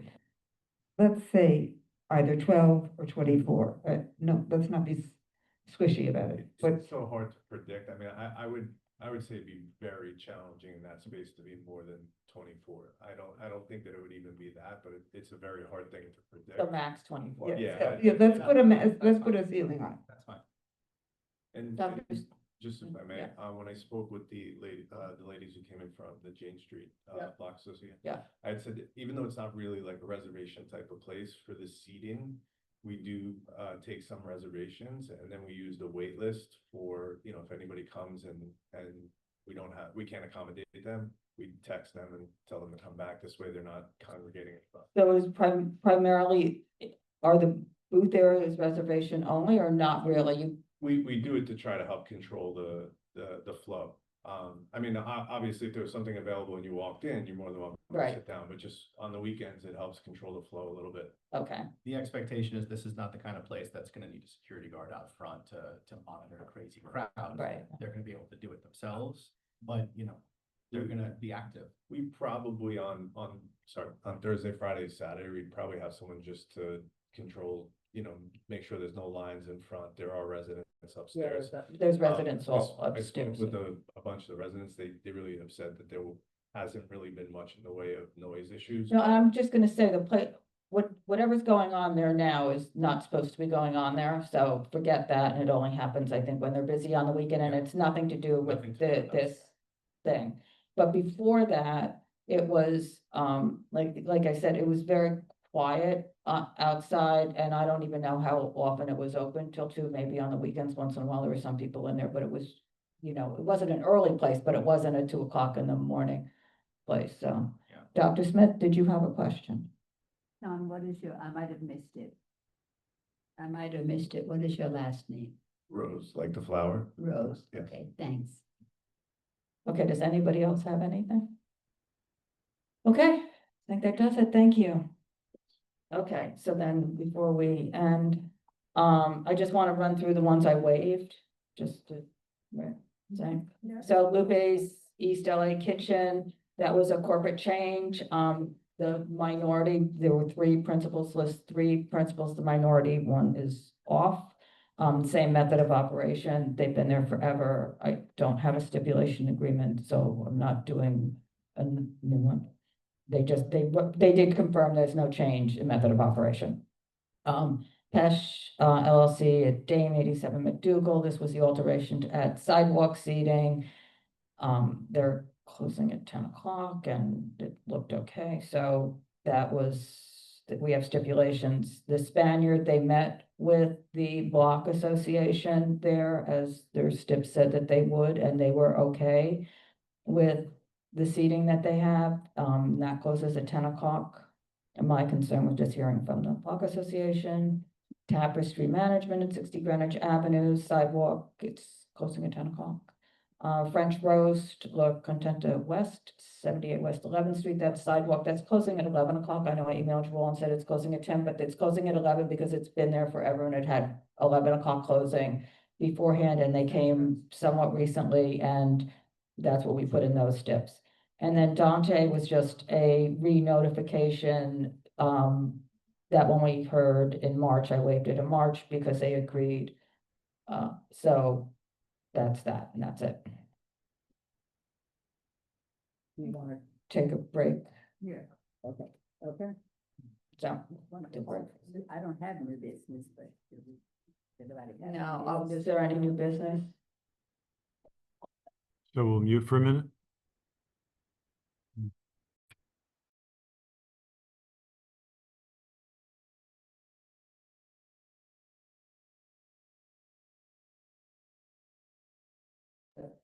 Call with Chair Bam from the Liquor Authority, Community Boards 1, 2, and 3. And, it was talking about the World Cup and what they might want to do for economic development for that, around that, strictly for that time. And it sounded like, they haven't figured it out, and they're asking for our input too. But they are looking at doing 1-day permits, but for 5, now you can only do, correct me if I'm wrong, 8 or 4 and then 24 or something, but they're looking at doing it for the 5-week time, so that people can do that and maybe have a television outside, a confined area for outside, so that people can be outside, but it would need to be, or inside. And it's, well, Well, yeah, I was just gonna say, it's basically to promote economic development, which is what everything is about, and using the World Cup, but their idea is they wanted people to be able to conform to rules.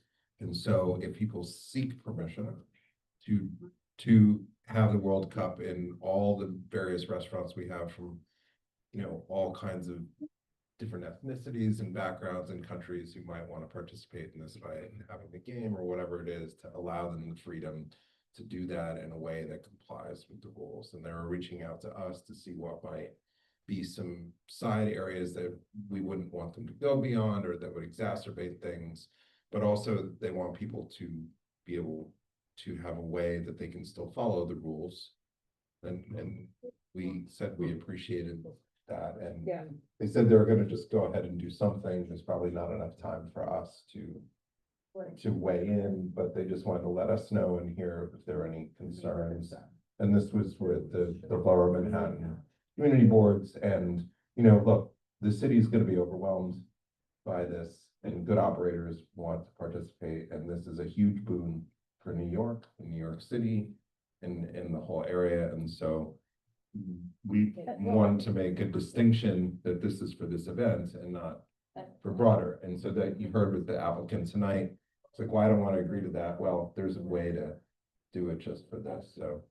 I think the other point was too, that people are gonna be doing it anyway. Yeah. So if they have some program in place that can give people parameters to work within, then it will be very clear who's not working within those, it's just, at least it defines what you can and can't do, as opposed to not doing anything and everybody's just going to be doing stuff, so. And what did you say about a limit of 4 or 24? Was No, it- that's what's there now, so you can get 1-day permits of X amount, and I have it written down someplace, that it's like 4, but then you can ask for an extension, I think up to 21. 12, I think. So there was a way, so over the winter, we had a huge snowstorm, so it didn't apply to New York City, but there was a way in which, bars could open for a hockey game, right? Yeah. So they made an exception for that, and a process and a procedure in which people could apply, and, everybody could watch the Olympics in whatever restaurant or bar it was. And so this is the same type of thing that they are wanting people to be able to follow the rules. Because frankly, they don't have the enforcement capabilities, so you give people a process in which they can. And also they wanted to, one of the things we had suggested is that they could say, here are the things you shouldn't do. Right. Yeah, in that process, so that it's just more clear to everybody. Well, may I just say something? Yeah. Well, there's a restaurant near me that has more seats outside than inside. And even when he wasn't supposed to have TVs, he had TVs, and we had. Right. Remember, we were Yep. ready to, we Yep. had to renew. So how will someone know is it open to everybody? It's open to everybody, it's open to everybody, but. How will we know what So, restaurants have the ability? One of the suggestions that Carter made was that they have, the agreement, the license, whatever, something, on a nice piece of colored paper that they can put right in the window, so anybody walking by would know. And with the time. And who knows if they're gonna do that? Who knows if they're going to do that? But I mean, that was one idea for exactly, because people are going to be asking exactly what you asked. And the other thing was that at least, and they did, I think, agree to this, that the community board would be notified of who has them. So, the office will at least have a list if they don't do something else. Okay. It sounded like, again, none of this has been finalized, but they were very receptive to understanding But that they the know community board. after this is over, they have to go back and. Yes, and that was, I will say Decide. also, that was part of the conversation of not wanting the slippery slope slide, and that this was specifically for this, which is why they wanted to do it also this way, to make it very clear that that's what this was for. And honestly, just to what Donna was saying, people are gonna do it anyway. So if those guys have a TV out for the World Cup, then it ends after. And you know what? The people in our community are gonna want it. And so that's the other reality in all of New York, right? We have however many people who are coming to the city. I've read a lot about this. There's a whole group of fans, right, that will come to New York just to participate. So what do you do when they can't go to the game? And a part of this was on top of legislation, which apparently won't have time to pass according to the Liquor Authority, but could be put in to the budget agreement. I think that's what they said, Mark, right? Yep. And that they wanted to open up larger areas for, for people to congregate, but the Liquor Authority maybe didn't like that process, and so that they would rather have it by the businesses, not huge A licensed premise. shared areas, yeah. Well, it makes sense because the tickets are extremely expensive. And it makes sense for people who are fans, who can't afford for those tickets. It makes, yeah. Okay. People see it on. You're gonna get a better view Now. at the bar I'm than you sure will they- in Break life. and I'm sure they will. The last time we supported an outdoor program.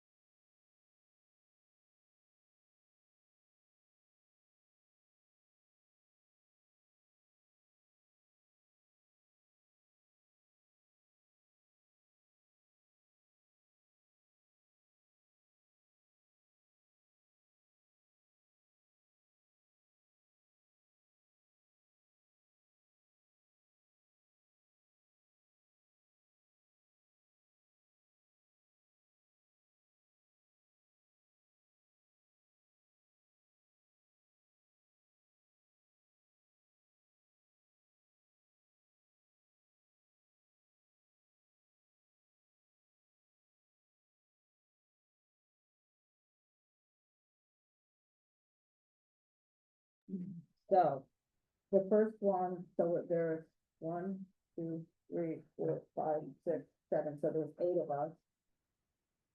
Carter came in at number 2. And we have one of the 8 is, public. Okay. So the first one is the Manor and State Wines.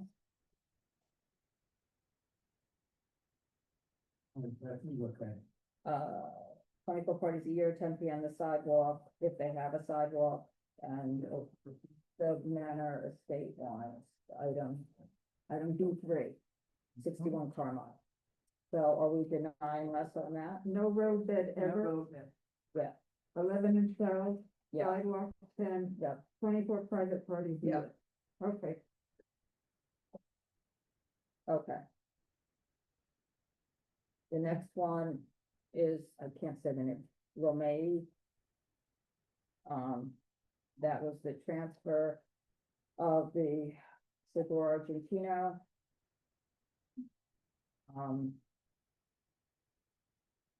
He's not gonna, it's no TVs, and then he'll have TVs, however, the liquor authority works that out. Right. The sidewalk closes at 11, Yep. and We have to say no speakers outside because there was some confusion about that, or? sure, I can, yeah. And the closing time outside too. Yeah. So Carter, you look good for that one. Okay. Denial last? Carter was here? Yes, Carter was with it, because he brought up a thing about the World Cup. Okay, right. Fort Charles. Then the hours. Oh.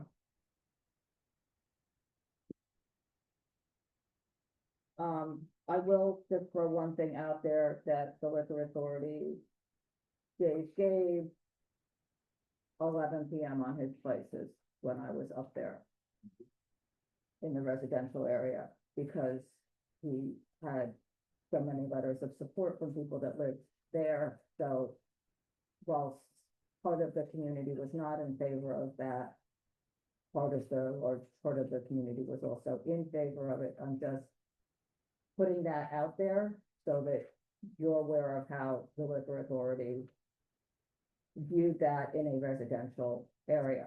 If I were talking to the authority, Charles Street, I mean, where Gabe's is 3 or 4 times wider, so the noise. Well, one of them is, one of them. Well, the two. Right, so all 3. But this one is, you know, it becomes a noise amplifier. You've got the narrower street. When we asked everybody to close it then, and part of the reason that we made that was that 10 people could stop. And the reason we said that is to weigh the impact in each specific area. And it wasn't about one. It was about the cumulative impact. Right. And so what is the cumulative effect here of just, I just bring that up because that's, I think, from the discussions with the liquor authority and why they're giving Gabe the other hours, they're saying, well, we understand you did this, but now you see what's here. So the comfort level with the 10 was just that we said that is when there's not going to be a tremendous impact, and it doesn't restrict people's business ability. For Charles came, they don't have a restriction on their license. They did say that they would have a last seating if the place was continuously licensed before. And so then they expanded, and what did they put on there? Last seating will be no later than 11:30 p.m. nightly, but that only applies to the adjacent space and not to the main dining. For the new space, so Yeah, this, yeah, and they're a great operator. And I mean, we haven't so- received complaints. So you throw that together and it's like, But why did is it take a this the year? one that is? Why did it take a year? Well, he's for them to never get signed back to us? stipulations before because he doesn't have to. He doesn't have. He doesn't have to. Why would he sign anything when he doesn't have to? And so what here we would be asking him to impose a condition on a license that's not required. because this is an important part, because it's been continuously licensed since 1993. So, So he could you still know, with outdoor dining till 12. if you would like, I'm not so sure it's a great idea to get the liquor authority to override us as opposed to working on it. I'm not gonna vote for it, but I. No, but I mean, well, yeah, but you do that, right? And then who does the work? And representing the board, just no, that. but it's just representing the board's position because the Oh, no, but let me comfort just level say something here, else, though. but this is the important thing, it's a comfort level here. You can have your own opinion, but it's, go watch the full board hearing.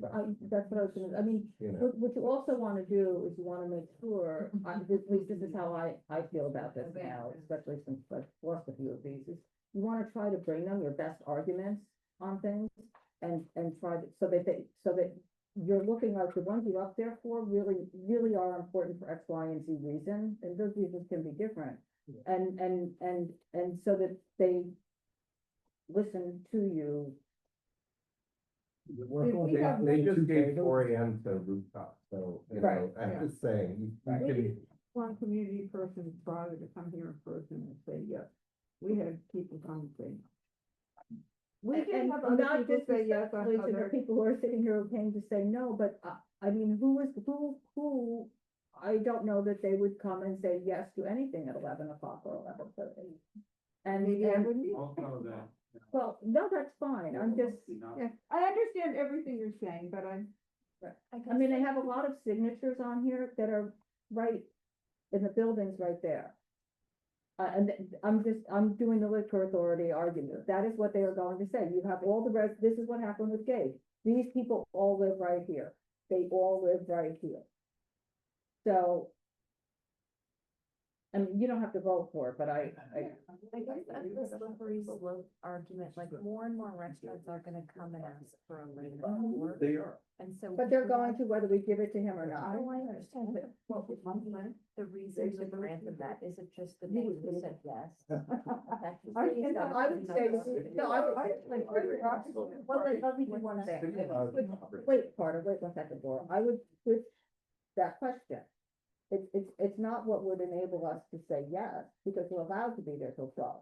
And we told them to come in the places that weren't licensed before, that to start with 10, and let us see the impact. So what I would say is what would make us say no is that we have seen that there are X, Y, and Z licenses on this block in a residential neighborhood, and it makes no sense to be open later than that, because if you give it to one there, they're all gonna want it on that block, and you're gonna have 6 of them on that block, and the impacts of that to everybody who lives upstairs, that's a big impact. So I would rephrase it and look at it that way, is why you'd say no instead of why you'd say yes, because they are entitled to be there till 12 o'clock. And we did say, for anybody who wasn't licensed before, initially to get open, and our word means nothing if we don't at least evaluate each one independently, which is what they keep saying at the liquor authority, is that you have to look at the operator. And, when Gabe went up there, he's been open forever, and he had his list and everything else. So I would say for this, to my knowledge, we have not received complaints about them. Noise from there. They really do. They don't have to, be a Corona problem. No, and they're quiet, I mean, they have somebody standing outside all the time, and they also are pretty quiet place.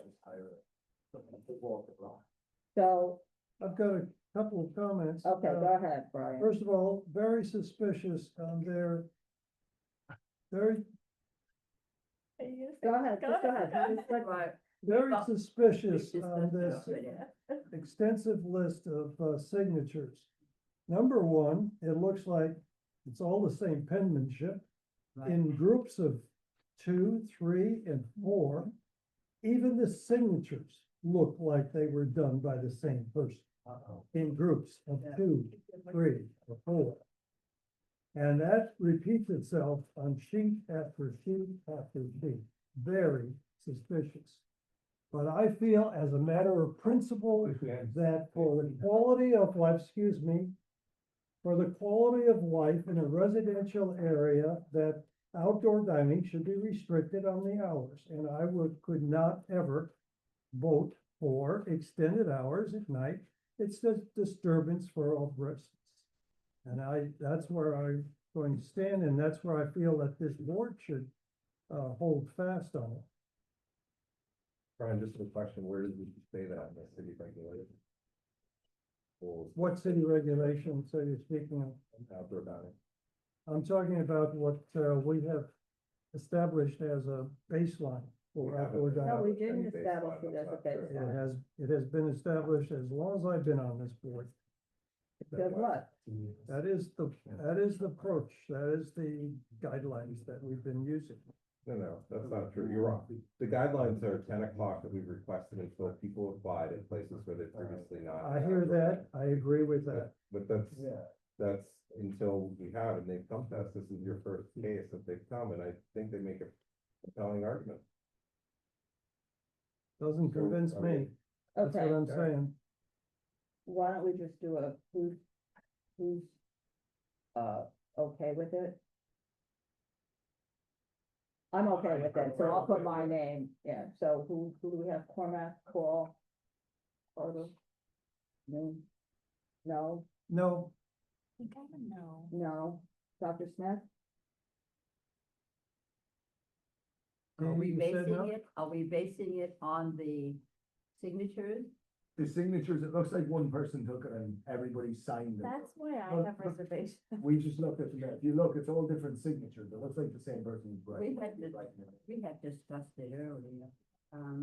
But it actually looks like people were signing it, not. I wish I'd noticed that during the time. The only- Could have asked them. Have them. I mean, I don't think they're gonna go. The only thing I would say is that, It'd be pretty stupid thing. Go ahead, Dr. Smith. the only thing I would say is that since we did not speak to the applicant about it when they were here, that's the kind of thing that I would not then use to vote against it, because we did not give them, if that was a real concern, we didn't bring it up to them, nor give them an opportunity to respond to it. The signatures. The signatures, what I said I was talking about initially, yes. So are you a no or a yes? I'm just trying I'm to, sorry? No, I'm just, thank you for clarifying. okay, Yeah, I said So- the same, you probably didn't hear me. so Dr. Smith, Yeah, are you okay with the 11:30? Only because of that. Katie? I'm gonna be a no. Okay. So, Passes. so we have 3 no and 5 yes. Okay, And keep in mind, we do not have to be unanimous. no, we don't have to be there. It always, Try to be, but we don't have to Yeah. be. Okay, the next one is, the sweet pineapple on 14th Street. That's, 11 AM to 11 PM, no outside, no TVs, background, closed doors at 10. It was previously a restaurant wine, so it's sort of an upgrade from what was there before, but I will say that her menus, the food looked delicious. And I was pleased to have that she at least has another plate. So there's some experience there. This one is C4. So it's 11 to 11 on 14th Street. They're basically replacing a Chinese restaurant that's there. Pretty good. Yeah. Are we denying us with that one? Uh-huh. Yep, that's good. Okay, good with that. For a minute, okay, Hungry Llama.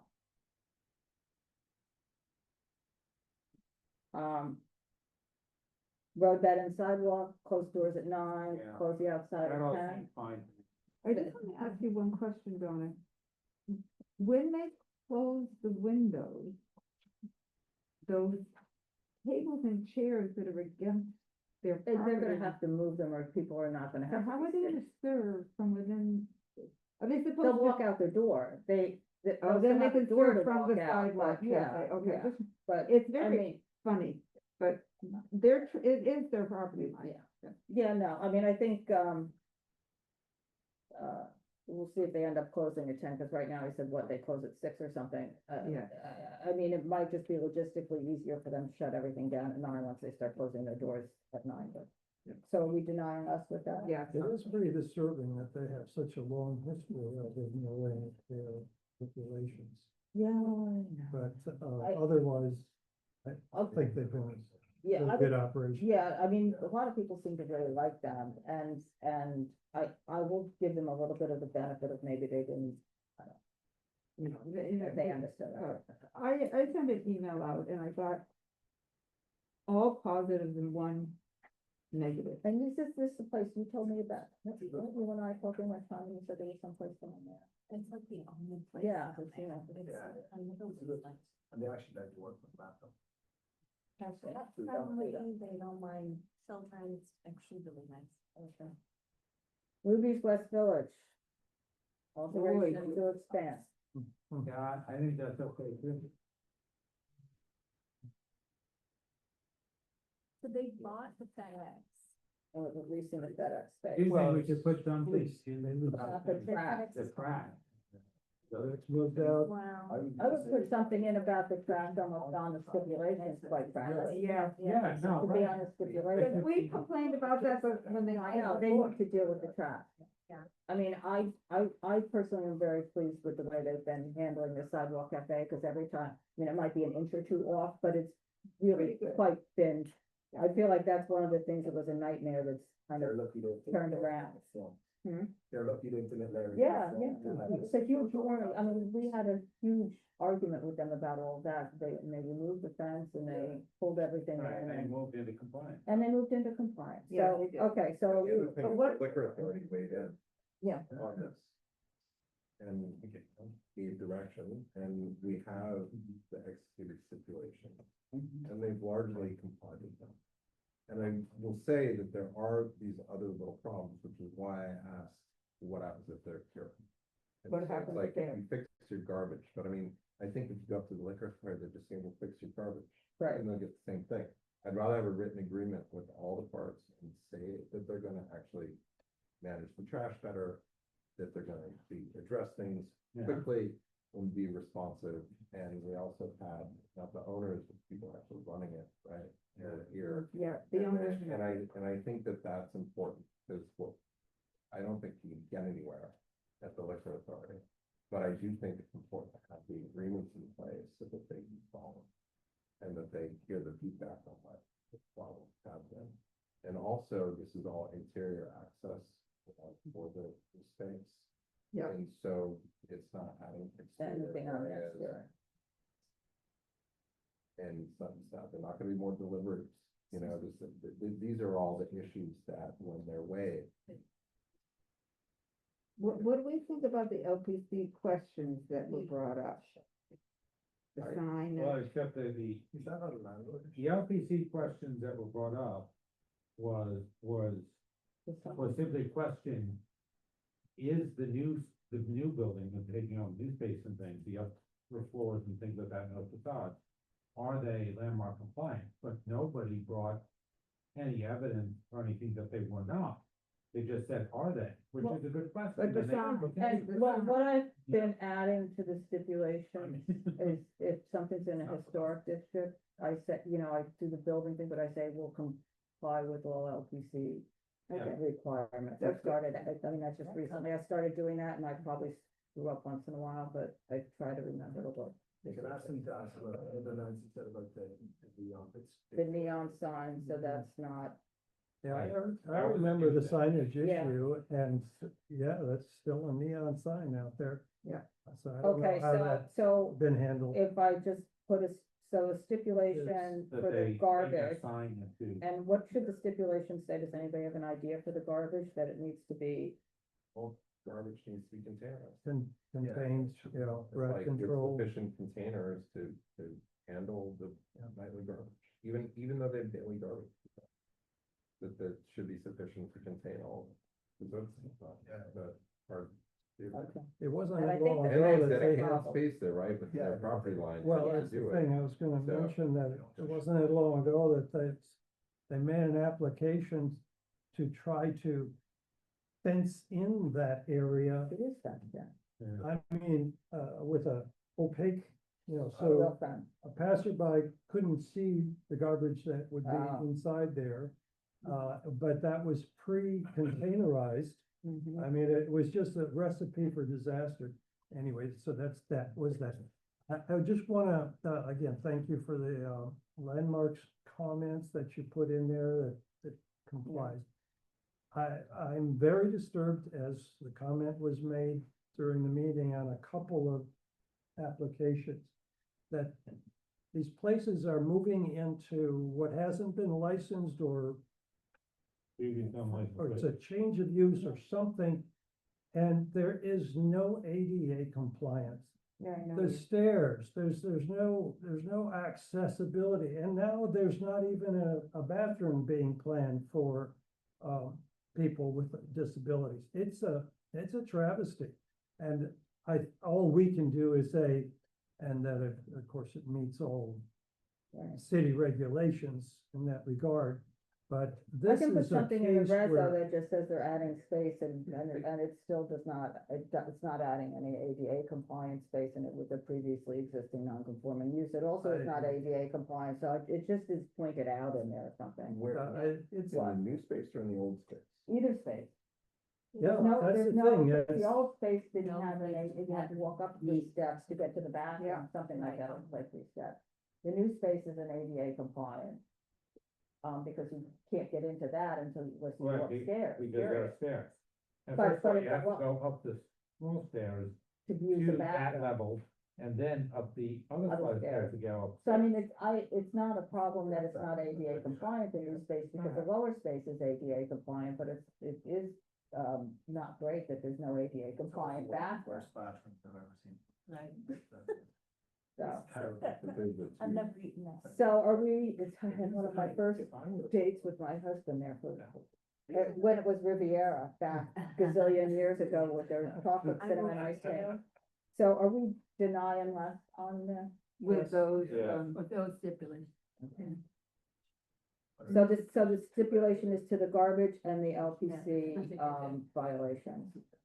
Yeah, I also, I just wanna, there's something Carter said before, I also wanna agree, about this idea of like, sometimes you just need to get people to commit and have these stipulations, whether they're enforceable or not. This was always when I was the head of a box association. I wanted them to agree to stipulations, even if they're gonna violate them later, right? At least then I'm building up a record of their bad faith, which will eventually Catch up with them if they don't. be useful in some ways, right? If you just leave things ambiguous and or you let them go free and there's nothing and no steps, then there's nothing, there's no, can't really complain until somebody dies, Okay, so So just going back on this, what's the total number of seats? on that one, the total number of seats, I figured it out, so the number is right, it's 182. The table breakdown is slightly different than what they have, but the total seats is the same. This is Oh, something doesn't that have is. enough bathrooms. does- Doesn't have enough bathrooms. Doesn't have enough bathrooms because of the load calculation. of That's bathrooms. right, you need one for every seven, That wait, is that accurate? Because Well, I don't know, but there's an 74 advisory on is it. 158. You can go look at No, that. she said it as a thing, 74, one for every 74. Okay. So- But they're adding one upstairs. Yeah, that was my question. I wanted to go back and look at the diagrams. Yeah, So, they're adding so upstairs. there's an advisory. Yes, or they there's have some three. cases I looked, about, I looked at this yesterday when I was counting this up and I thought I'd get So them they on have- that. So they have 3 bathrooms. Okay, so that's. So we don't get that was need my one question, for every is- 70 feet. You need one, what Chair Fan said on the meeting was you needed one for every 74. I can email them and get quick, but he said one for every 74, and this had to do with the outdoor dining, and she does care about that. So what I've started trying to do when we've gotten some of these applications that are like a lot of seats outside, I've tried to look back at the previous, when we saw the initial application, if I could, and just put, flag for her, this is a total, or for the liquor authority, this is a total of X seats. It normally comes up in the course of. The initial one. CB1 also is that you can request a waiver of the 2 bathroom. That's The right. 2 bathroom rule is it used to be 1 per sex, right? That's whatever, it's the past. But, you can get a waiver if you demonstrate that you don't have that many seats and it's not difficult, but now they've added outdoor seating, which Ken made a good point, is treated as year-round now. And it always was year-round dining, but it was treated differently by DOB that enforced the bathroom rules. But now we overlay that with the liquor authority, and suddenly you have for a good 7 or 8 months, a big load on the space, and so having 2 bathrooms is reasonable, because otherwise people go and use the big bathrooms next door to someone, that just creates a lot of problems. So that was a reasonable thing that they said we could raise, and if they have to get a waiver for that they might take that in. Okay. Well, good. If we thought that was an issue. Are they not walking around the block and going into someone's Well, lobby? and as she pointed out, or Chair Fan pointed out, the reason that's so important is that in a lot of nightlife establishments, that's what fights start. And if That was it's a it. safety issue, because it reduces people from standing around with pressing their. Okay. Okay, so we're denying us on that. Okay, Carmine Street beers. Well, we have a position. So we have a position. So how do I? Oh, I was gonna say, so, What do we do with so the this way, one now? I don't think that we have to, You can't, not have our position. right, so how do we Well, we get it can heard? say that we've heard this before, we understand that there's some issue that was withdrawn, the board's position was this, the liquor authority's position was that. Okay. We've already heard all the facts, you know. We're not calling, we're not asking. No, we still don't support it, but we also understand the authority did, and maybe this is a matter for licensing to handle at their discretion. Okay. Right? The Right, liquor we authority. can help with that. You Do our don't have to- members understand what's going on You don't have to here? waste.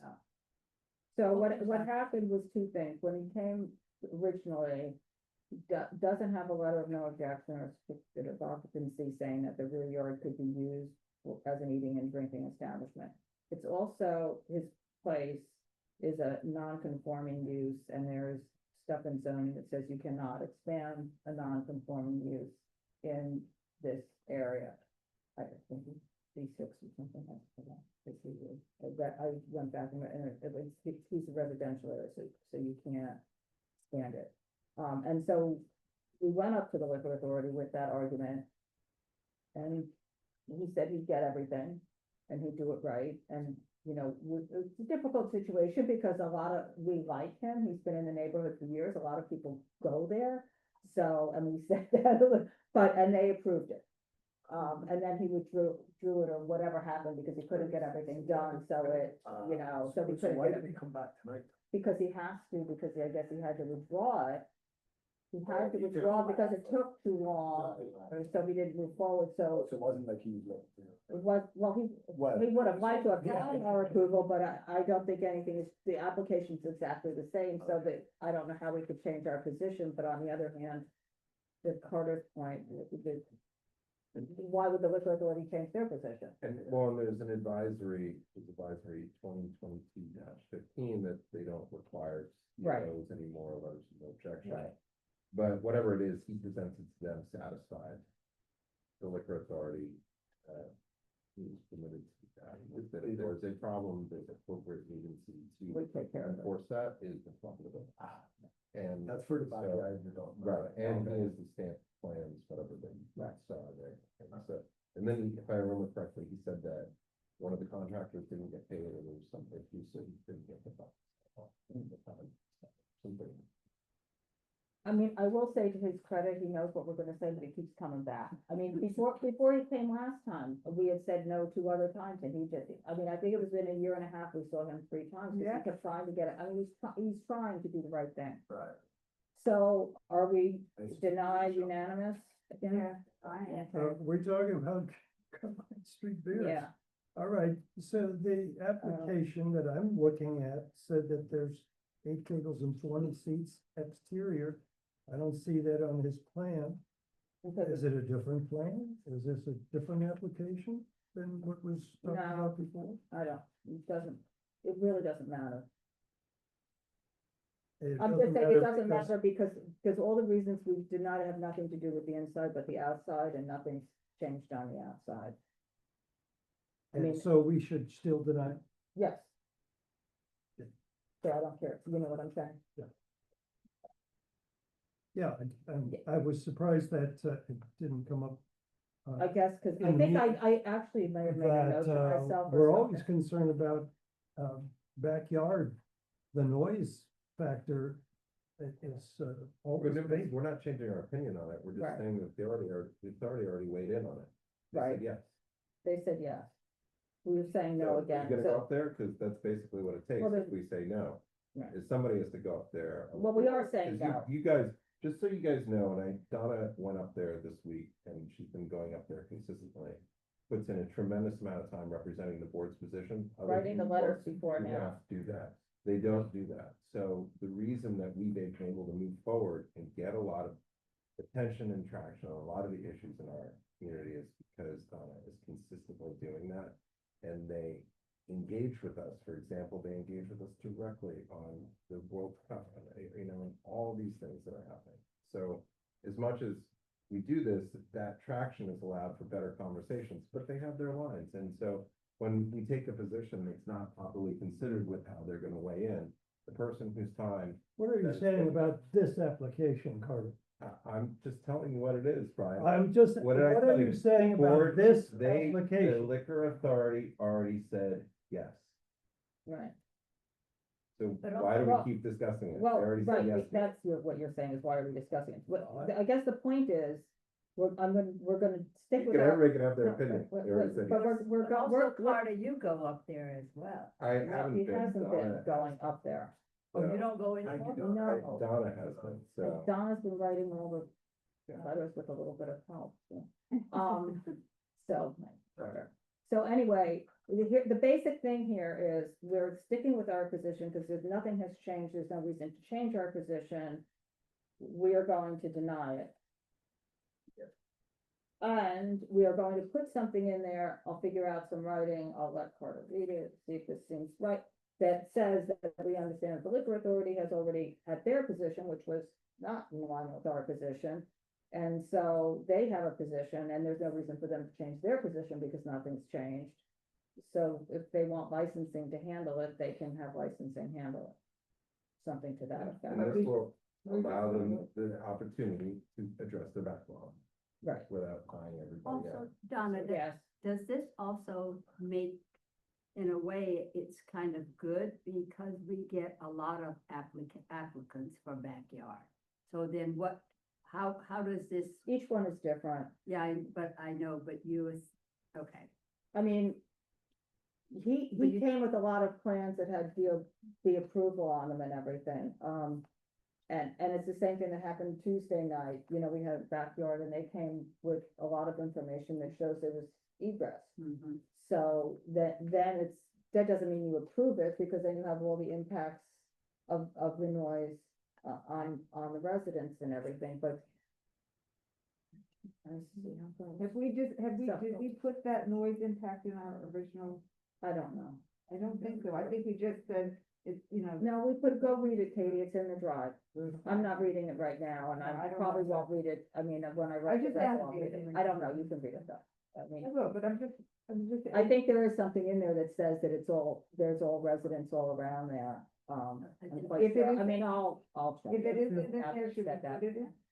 Should we just Yes, say we that should now? say, but I'm pretty sure it's in there. Okay, Okay, I'll but- put something in about the residents. Okay, Okay, the that'd next be one is great. the beer garage.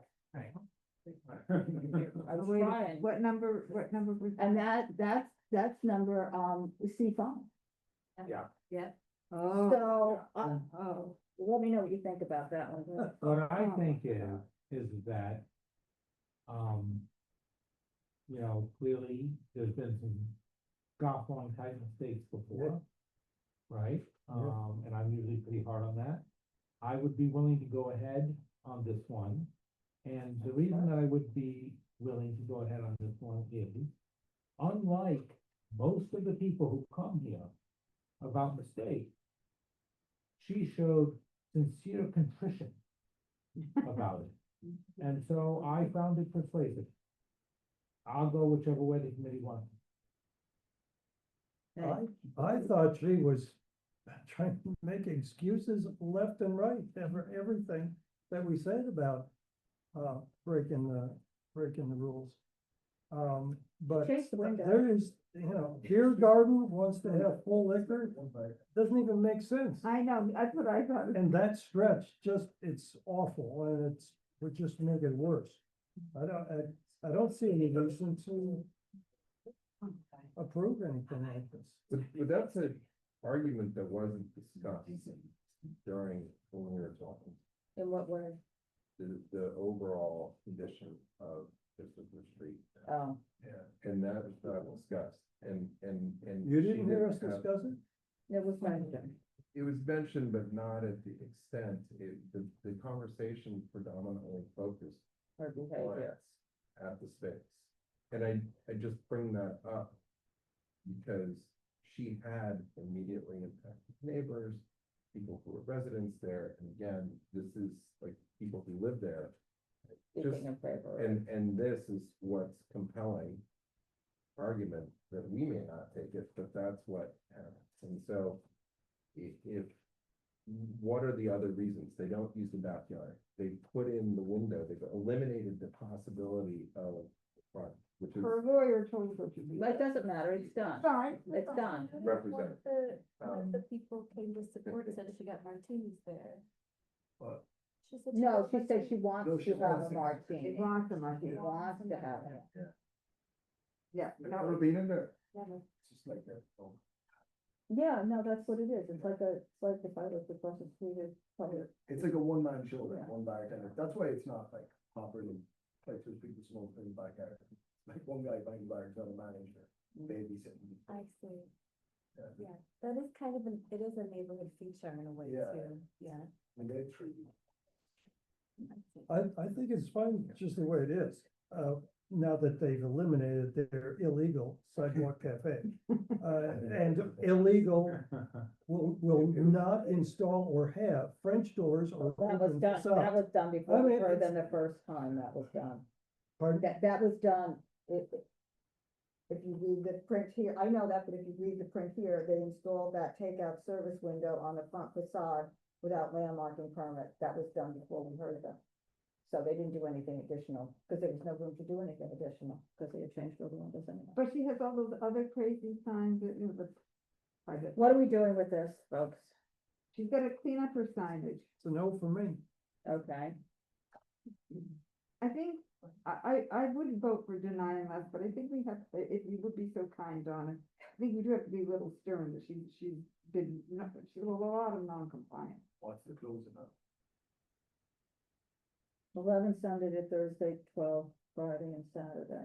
I mean, I think what I do is put that in the reso, so we have a record of the non-compliance, so it's almost like, right, another sort of like a denial, but then it ends up not being a denial. I did that with somebody else last month, where if you read it, you think of we're denying them, and then you get to the end and you didn't.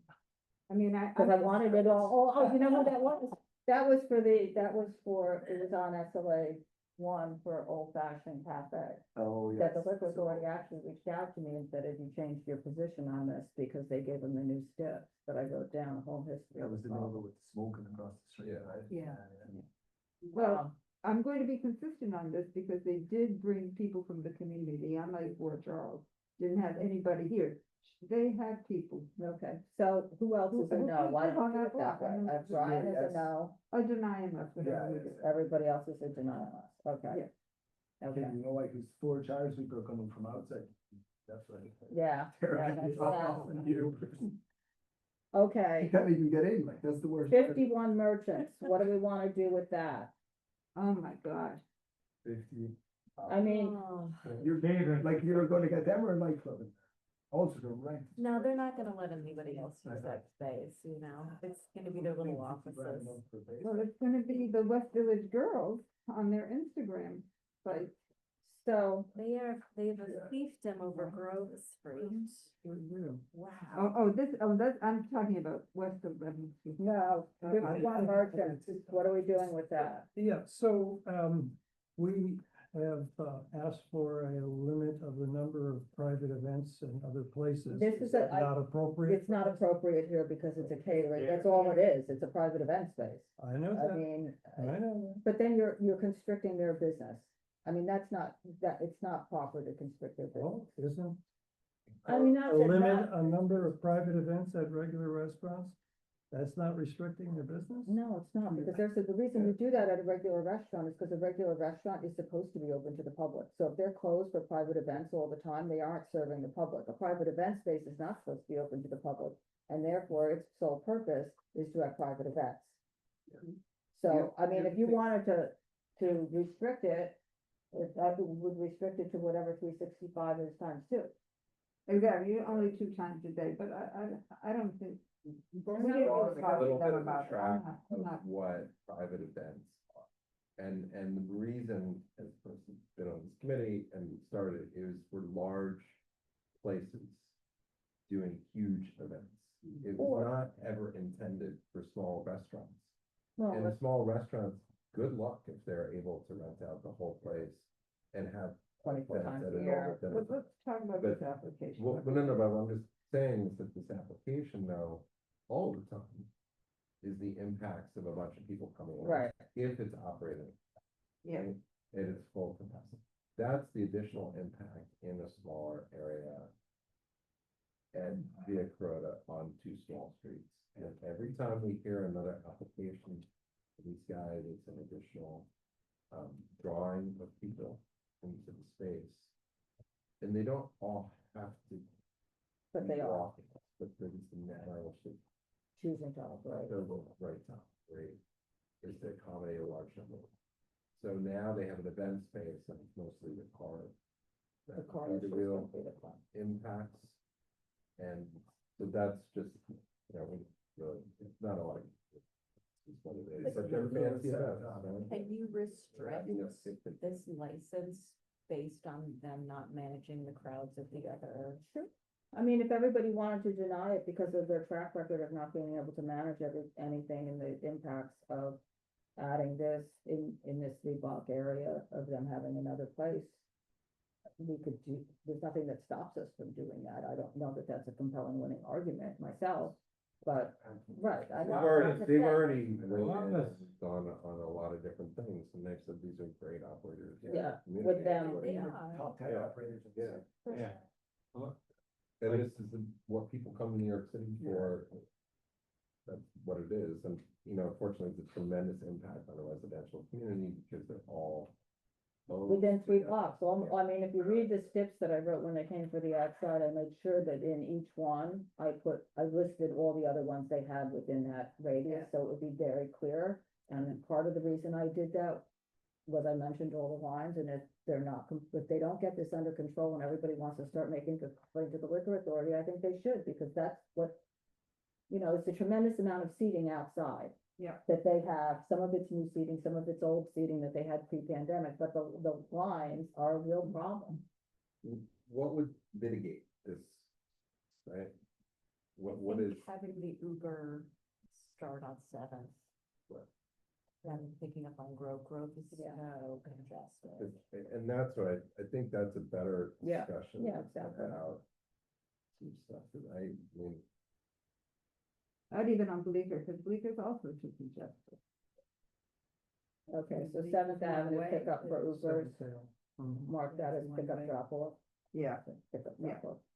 because dropping people off is also jams up Bleecker and Grove, Still gonna be town. so one of the things then, is that you have to do an events contract, right, for everything. Okay. Things that you can require language in their events contracts. That would require people, if they're using cars. That what? To use What is that? 7th Avenue. Yeah. And that's the way that because we've heard this before from other events Mhm. places, people say, hey, we can work that into whatever language. it is. Right. And that's how they assuage us, right? Yeah. But if you have an individual, you're not gonna be able to do that, but at least it's up forward. Right. I was very surprised to hear a couple of previous applications where somehow when somebody puts a certain restaurant address, Uber or any rideshare is instructed where they can drop Yes. off or pick up. And it's not in front of the restaurant, it's at the next corner. So as long as that's available, that should be done. So what, does this space have a name? Does the space have no pending? So, I mean, are people gonna call the event space a name? Well, let's hope that Via Corota's restaurant also has drop-off and pickup. Well, that's kind of, Via Carota itself does have that private room. And so what I think is gonna happen is the private room is gonna become part of the main dining room. it is part of the secret. That's what I mean, but if they have this new basement space, they would free that up Yeah. completely for their restaurant capacity. No, that does not, no, there's not gonna be less people on the sidewalk. Nothing they've done has made less people. Yeah, sorry, you know, you were asking about changing the resi, the hard thing with that is, like, it doesn't, that can make it more congested, because then people are waiting for the resis outside, and Well, they feel yeah. like they can wait. Yeah. And the other thing is with the community, locals then can't get a Get it. reservation. No, I so know, you're I not know, really it's a servicing the problem. community then. Yeah, it's like Not easy. and like, if you don't have resis, you can seat more people, because the second somebody gets up, You you can seat put somebody in, rather than right. you're waiting 20 minutes with an empty Well, table. that's what they said to us. I mean, Yeah. that is what they That's what said when we people brought said, this up, and they hated to do that, but on the other hand, they gotta figure it out. I don't think they- Their line of bouvet works, like, Yeah, the goes last against the but they're wall. against the wall. You do gotta. They don't wanna give up the It's like sidewalk. three tables. They don't want, but this is, I mean, Like those tables. that's not like. okay, so is there anything other than the Seventh Avenue pickup that we can ask Well, them but they A also, doormat maybe for the events, if you wanna make sure or that make sure that they, it's clear. they could form the line, because they're spreading everything on the. they could, but they're not South side doing. of Romaee. But I They could can't, put the line- can I just, I'm tired, can we just keep this focused on this application? Because Yes. I can't put sticks on this please. application that go to the other application. Please do. So, Maybe a doorman for the night like that if you want. yeah, I'll put a doorman for the exit, for the evening exits or something like that. Okay, anything else? I just want to say that one of the things that this, I don't know if you read the letter. This was considered a fire trap. Oh, Really old yeah, before. yeah. And I just looked at the building filing, so they really did update the safety. thing. Okay. Put in the sprinkler systems and everything else, yeah, it wasn't before. so. Yes, I Okay, would good. believe them on that, because I think they're very meticulous. Okay, so are we denying us on this? Yeah, Okay. but you're gonna put in, We're gonna put in Seventh Avenue and having a doorman in the evening, require that language in event contract. With Seventh Avenue. you know what, I would say have a doorman if you're having over 40 people or something, I mean, you know what I Okay. mean? Fun, they're Yeah. over 30 people. Doorman for. Yeah, Yeah, the suggestion people, 30. 30, Yeah. 35, yeah, it's a lot. Especially. because that would be Yeah. 15 cars, that's. Yeah, something. okay. 15. Yeah. All right, And then now a 10. so, Ooh, What was that? what's the letter? Oh, So he went down to 12 AM Sunday and Monday. 1, Tuesday, Wednesday, Right. yeah, two. and 2 Thursdays and Saturdays. But they currently have a two, does it? Yeah, but I'm just gonna say, the type of place that was there, not, what's there now is, there's nothing there sort of, right?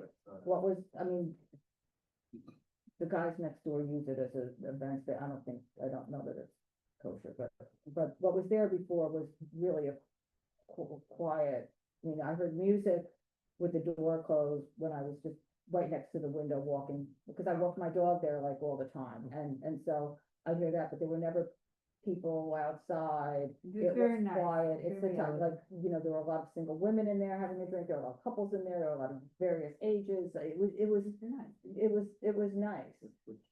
And for, and so this is not going to be that. I'm not saying there's anything, but it's just gonna be it's gonna be like, and it's right there with Corner Bistro, and then we've got my tavern on Jane. So, it's gonna be more like that, sort of a thing, but, And, and the proprietor is someone attracts a certain crowd. yeah, well, This looks like it's gonna be a little nicer. yeah, I mean, Rolling twist. yeah. It's just pizzas and salads. He said no DJs, and I think no volume on the TV. No DJs, and I put no volume on the TVs. Yeah. Yeah, But I'm taking putting it no out. volume. I heard you say that. I'm putting no, I mean, you You said watch, it. you just need to watch the game, you know, there's no reason, They'll all be saying about the World Cup, I think, well, so, is there anything else, one AM, no DJs, quiet Italian? The 24 private parties and 24 private parties, okay, so are we denying us on this? I hate it. And, but wait a minute, now did they promise that the community would talk to the owner? So James Street Block Association that's there met with them. West Village Residents Association wants to speak with them and they promised they would. So, I can put a stick in there that they, you know, could continue outreach with the community and and keep in touch or something to that effect. Yeah, I think that's important.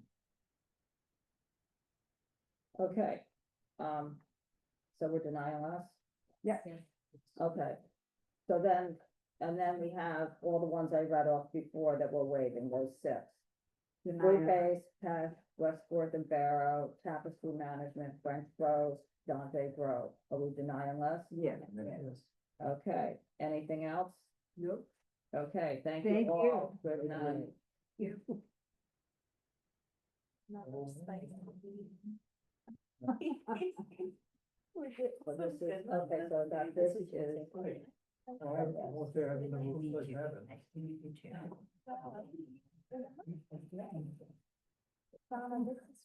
Oh, thank you for.